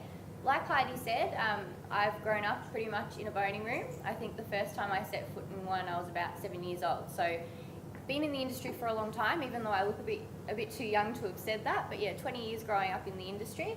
I want to talk to you guys a little bit about the export side of things. So our export business is sort of driven by David, who's my dad. At the moment, he's at Gulf Food in Dubai, and I think what sets us apart as a processor is the fact that we don't send our export partners to these expos for us. We are there on the ground, meeting customers, understanding their requirements, making sure we can produce a product that fits their specs. We deal with so many different markets culturally, in terms of what sort of product they need, and I think the reason that we've done so well with our export business is the fact that we are there and chatting with people and really getting to understand it. So a lot of our product, 60% at least, is sent overseas. I don't know if it's a little bit hard to see the colours, so I'll go through it with you. The biggest portion of the graph is Asia, and that includes China. So that's where the bulk of our overseas product will go. And then next you've got USA, in that top corner there. Around to the other side, we're going in an anti-clockwise. You've got the EU and other countries. Over here, you've got the Middle East. And USA is at the top, and down the bottom here, Japan. So we've got a fairly wide spread of where it all goes, and in each of those countries, they've got really different requirements. As Heidi mentioned, we've got a couple of other businesses within the Atron group. So that's AUS-Meats over there in Sydney, in Brookvale, Northern Beaches. AUS-Meats employs about 30 guys out, and it has a little boning room of its own as well. And then we've got about 30 food service vans that are out on the road in Sydney every day. So delivering to caterers, restaurants, hotels, butcher shops as well, other smaller butcher shops. It also has a retail outlet, and that's growing. When we took that business over, the butcher shop was open 5 days a week. We've increased the trading hours. Sunday, it wasn't open on Sundays before, it is now. Sunday is now our busiest day, and that turns over quite a lot of meat and quite a lot of people, and it's got it was a family-owned business before as well, so it's got a really good footprint in that area, in the Sydney region. The other one we've just recently taken over is Meatland in North Lakes. That's got some portion cutting capabilities, which sort of allows us to do some different things that we haven't been able to do in the past. There's pretty big demand in China and other markets for your little portion cut packs. So you get your 2 little Australian steaks in a little carry bag, and there's really big demand for that in those sort of markets. One of the issues with export is obviously tampering with product, and the fact that we can now portion cut it and send it over in a pack that is so difficult to replicate gives us a little bit more integrity with our product and obviously a little bit more control over our brands.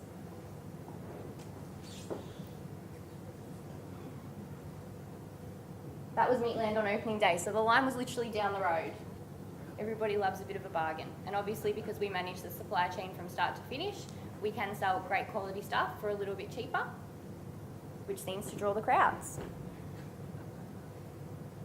So branded beef, we've got a stable of around 10 different brands. They've all been developed to suit different markets, non-MSA and MSA.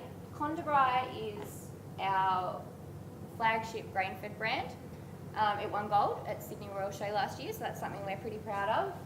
Condabri was named after a feedlot up in Miles in Queensland, and I think one of the reasons this brand has done so well is the fact that we can tell people where it comes from. So we've got full traceability, and that's one of the reasons that I brought Georgie with me today, and I thought it was really important for you guys to hear from her. customers really do want to know all that sort of stuff, and it increases the integrity of a brand to a place where you can't even put a dollar value on it. So if somebody says to me, or they go to a shop and they say, where's this product from, at a standard butcher shop, most butchers won't be able to tell you. If they come to us and they buy Condabri, we can say, hey, this was farmed by Simon and Kylie Drury, their 3 sons, and their sausage dog called Frank. And everybody loves it, and we can show them photos, and I think that's been really important in developing the popularity of this brand. And I think it's one of the reasons that it's done so well, not only here, but overseas. Spring Grove is its grass-fed sister. So Spring Grove is all locally sourced as well. That won silver at the Fine Food Awards. It's won a whole bunch of other medals as well, and the same kind of story. It's not one producer, but we can point consumers to a network of people who have come together to build that brand. So that's been really important in helping us grow that one as well. So this is a quote from my dad, and most daughters will tell you that there's a lot of things their dad tells them they don't listen to. This is something that I really do take notice of. He said, just like you buy a bottle of Coke in Sydney and expect it to be the same as the bottle you had in San Francisco, the excessive branded beef relies on the same kind of consistency. So consistency in quality, consistency in supply. And that's also been a really important factor for us in growing these brands. And as you can see, the consistency and the quality has earned us a whole bunch of fine food medals. So that's from Sydney, New South Wales and Queensland, and they've been earned for our company since 2011.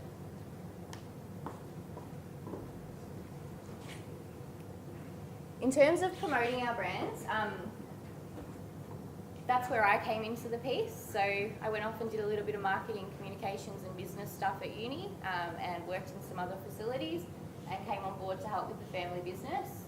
And that I'm sort of the main resource for all our branding, and I deal with all our customers. So whether you're a restaurant, whether you're a butcher shop, here or overseas, I'll work with you to figure out what your requirements are, what your market is, what your shop looks like, and then try and roll out some collateral that will help drive your sales. So we've got some food trucks that drive around Sydney, and they're fully branded. In-shop displays, your carton lids, your brochures, your banner stands, and then your retail packaging. So that's a really outdated photo of retail packaging, but we're doing some pretty exciting things now. It's getting cheaper and easier to create some really nifty packaging. So we work on that all the time and always trying to improve.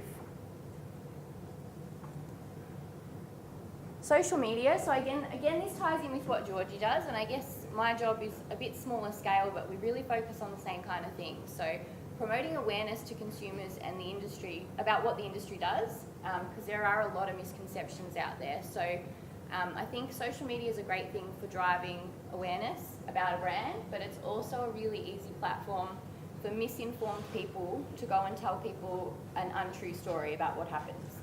And a bad story will travel 10 times faster than a good one. So we use our social media to engage our consumers, but also to do what Georgie does, putting positive stories out there and sort of trying to direct people to what's true. You'd be surprised. So I'm from Melbourne. You'd be surprised by how many people really don't know where things come from, like what they eat. So, my friend said to me, oh, but don't the producers kill the beef? What do you mean you do it? Where do you come into the picture? And sort of nobody really gets it. So trying to educate people and help them understand the process, where it comes from, I think that's really important. So that's just one of the ways we use social media. And Condabri grew pretty organically. We haven't spent a lot of time trying to push that yet. We're trying to build some footage and some photos and all that sort of stuff, but organically, which means we didn't pay for any of the followers that we got. 360 in about 6 or 8 months, so that's been pretty good. And it was similar with all our other brands as well.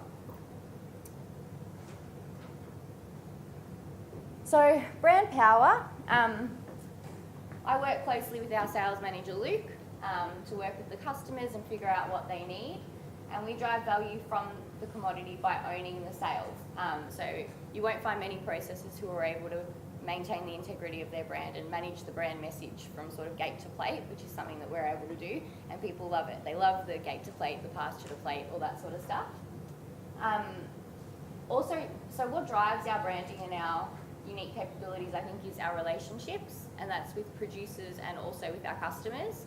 So that's one of the reasons we're here today, and especially myself, is just to start to grow that relationship with you guys, earn your trust and start to find out a bit more about what you do instead of just standing around telling you what we can do.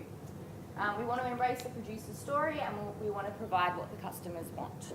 which is connecting your face. They want to know who you are, what you do, what your dog's name is, and how that relates to the piece of meat that's on their plate.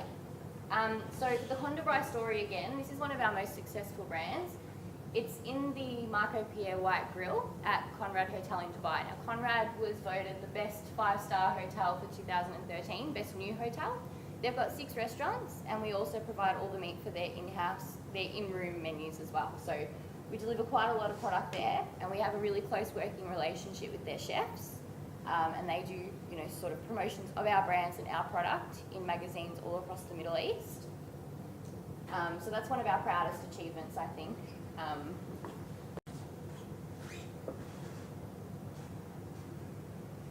I didn't know it was going to do that. Well, I actually couldn't do it if you asked me to. That's Heidi. She's the computer whiz. So Marco Pierre White Grill, just a couple of photos. It's actually a really prestigious hotel, a really great restaurant. So TripAdvisor is one of the most trusted consumer feedback websites in the world, and this was a review left by somebody who ate our product at the restaurant. He says, "I had ribeye Honda Bry beef and mashed potatoes with truffle. Both were amazing. In fact, the steak was so tender and juicy that I didn't require any sauce with it."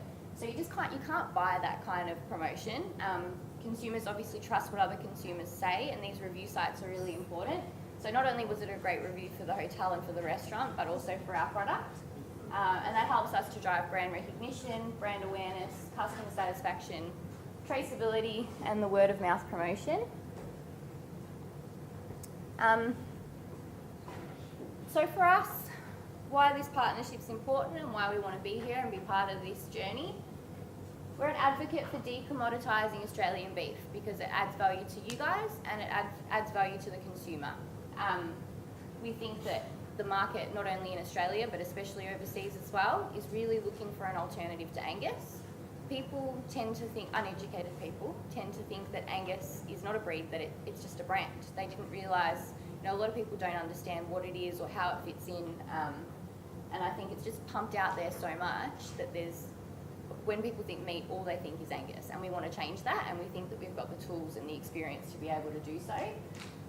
We value the integrity of the Hereford breed. We know they're really good eating quality meat, and that the brand is going to live up to everything it tells the consumer it's going to be.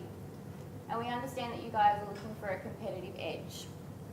We also appreciate working with people who have like-minded values and a like-minded sort of view of where we want to go. And we found that working with Herefords Australia has enabled sort of 2 like-minded groups to come together and achieve a little bit more. So we pool our resources and we can achieve really good things. So this is just a list of some of the awards that we've won since 2007. We've collected a couple of awards, 28 in total. I'm pretty proud of them. So at the moment, one of the biggest ones for our business is that David has been awarded the Australian Export Hero Award. So recognition for his tireless efforts and the personal sacrifices he makes to ensure our market access and the continued success of Australian meat industry and Australian agriculture. So he's in Perth tomorrow to pick that up straight on the way back from Dubai. That gives you a bit of insight into what my family life is like. We're always all over the place. And Heidi, she won't tell you this herself, but she did win the final, or she was a finalist in the 2013 NAB Rising Champion Initiative. So we are a young company and we have a lot of young staff, but we're driven and we're innovative and we know what we're doing. So I'll let Heidi talk to you a little bit more about the livestock side of things because that's outside my realm of expertise. So just, sorry Lauren, That's all right. just back to probably where we source our livestock from and where we're prepared to go to and, to make all these things happen. So we do process from just about the top of Queensland right down into the middle of Victoria. We do gather and we are in sale yards right across the eastern seaboard every day of every week. So we've got buyers out there raising our flag and telling our story out there every day of the week.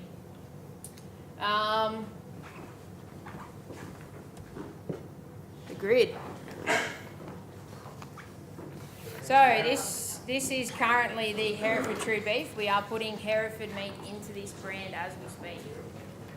So this is this week's grid, and this is just what it looks like. If you fill out that form you've got on your chair, I think you might have all done that. you will receive one of these grids, an updated grid, every time it's updated. And as we speak here today, this grid has a 10-cent premium on it for anyone that attends these workshops over the last 2 days and today and tomorrow. 10-cent premium for processing in the next fortnight. The cattle have to be booked in by today week. So if you're attending this workshop today, the cattle have to be booked in by 5 o'clock next Wednesday. Just a few of the little house rules. So as you can see, the grid's pretty open. There's not a lot of, you've all got one now? There's not a lot of tricks in it. The weight range is up to 340 kilos carcass weight. So that's why there's no price after that. However, if you do have an animal that falls after that, Atron will pack it in their own grass brands. Alright, so it's not chucked out, it's not sent back to you, it's not told you to find a butcher to take this. It will be placed elsewhere. So that's just what you got on the bottom of that grid. That's just a few of those little terms and conditions. So to fit into this grid here, you must meet the weight specs, MSA boning groups 1 to 9. So we're still on the old boning group system. We haven't changed to optimisation yet, so I'm sure you're all probably aware, if you're MSA registered already, what it takes to fit into those specs. The cattle that are going into Hereford True Beef and will be priced on this grid will be killed at casino abattoirs. So at NCMC over in Casino, that's where we're going to start. We've launched this brand from. The other thing is all cattle going into Hereford True must be 100% of the Hereford beef breed. So you've got, I think you all received a book on your thing to say, you know, what is and what isn't. And you guys already know that stuff anyway. But they have to be HGP free, so never had a slug in their life. They have to be grass fed. So when we say grass fed, this isn't a PCAS program. This is just a program to say, and on question 9 of your NVD, to say that these animals have been finished on grass within the last 70 days. So I know it probably takes more than 70 days for us to get a finish on our bullocks or heifers, but we appreciate that, you know, this part of the world, and as we creep, you know, further north, we've had some pretty tough times over the last 12 or 18 months, and that you may have had to supplement your cattle with something else as weaners or whatever to get them through it. So that doesn't knock them out. It's just they have to be grass-fed finished. The rest is just normal, you know, bruising and that sort of thing. We'll have deductions, but we hope there's not too much bruising. The other thing is when the cattle get to, we had this come up down south, that there's a few people down there that want to go with this program right away, but however they might only have 2 decks and they want to find someone else to send a deck to make it worth their while to send a B-double up there. That's fine, we've already organised a couple of those over the last couple of days. The other thing is to fit in with your MSA requirements, however you set the animals on the truck, if they're in 2 or 3 or 4 lots, that's how they will remain in the pens at casino, and that's how they will be processed. So they won't be mixed with any other cattle, they won't be mixed with the other cattle that are on the truck, unless of course the cattle on the truck are already one mob. They will be kept separate if that's how you deem them on the transport. So why Atron? We've gone through a fair few of these things today. I think we've probably ticked off a lot of them. The bottom one I can probably highly emphasise on, that we are a tight-knit group, as you've seen here today. We do live in each other's pockets and on the phones all the time.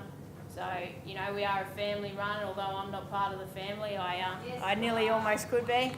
And, you know, we're all in it here to make it work for you guys and for ourselves. The other thing is, I am a producer myself. My husband and I do have cattle, and that is part of our living. I do come from a producer background, so I'm not here to pull the pants off you. If you've ever got a question, give us a ring, and I'm more than happy to try and work something out for you. So this program is, as I said at the start, we hasten slowly. It's a slow build. Building brands takes time, takes resources. We don't expect this to be an overnight success. You know, I expect this, we're still building this with years to come, but at least what's really important from our perspective is we've made a start. And I've got to say, you've heard these 2 ladies present, and I don't think we as an organisation or as a breed could find a better partner. And if you think these 2 ladies are impressive, and trust me, they are, meet Lauren's dad, David, and he's remarkable. So, you know, we're really pleased with this partnership, really excited. But I don't want to say too much at the moment. because Steve's going to close. Okay, Aren't you, thanks, Steve? John. Firstly, I'd like to thank all our speakers today. I think there was a lot of knowledge between those speakers we had, and it's great to have the chance to hear those sort of people talk about our industry and help us build our knowledge on our product and how it's graded, and that has to help us in our own businesses. I'd particularly like to thank Lauren and Heidi and John for organising these days. Not John. Heidi, And Lauren. Heidi and Lauren, there's been a lot of work going into it, and we really appreciate the work that's been done. Hereford breed has floundered over the last 20 years for a few reasons, but one of the main reasons I think has been we've had a really good quality product, and it's just got put into the commodity boxes, and the Hereford breed hasn't got any kudos for the quality of the product we produce. The Hereford board decided, well, ever since I've been on the board, Steve and Adrian and different directors would say we've always been looking at trying to brand the Hereford beef, but the opportunities just haven't come around. And about 2 years ago, things just started to come together, and we saw some opportunities, and we started looking for a partner. As John said, we met with every major processor in the Eastern Seaboard. We ended up, we thought that Atron gave us the best opportunity as far as their knowledge of branding, their commitment to what they were doing, the fact that they're a company on the rise. And gee, it's nice to hitch on to someone who's on the rise and doing something. You've seen an example of their young staff, of the ability of their staff here today. We're happy to be able to hitch on the ride with them. So everything's sort of come together to get this brand up. I think from our point of view as producers at the moment, we've got a great product, we've got a terrific partner. There are markets sitting out there waiting for this product. As Lauren said, you know, I think it was Sanger had an inquiry about this. Sanger have got places to put this brand already as soon as we get it processed. The market's sitting there. All we've got to do as producers is supply the cattle. And the benefit isn't just in another market. It's not just in another 10 cents a kilo that we might get. It's in the fact that we'll build a brand awareness for the Hereford breed again against the country, and that'll lift the value of weaners, it'll lift the value of feeder cattle, it'll lift the value of bulls, it'll lift the value of the whole breed, it'll lift the value of that commercial cow herd sitting out there. And that's why we all need this brand to take off, and we need to get the Hereford brand back where it was probably 30 years ago. So I commend this to everybody.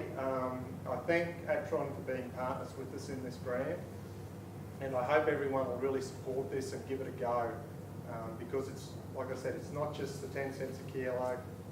This will be a wide-ranging program that will really benefit us in a lot of ways.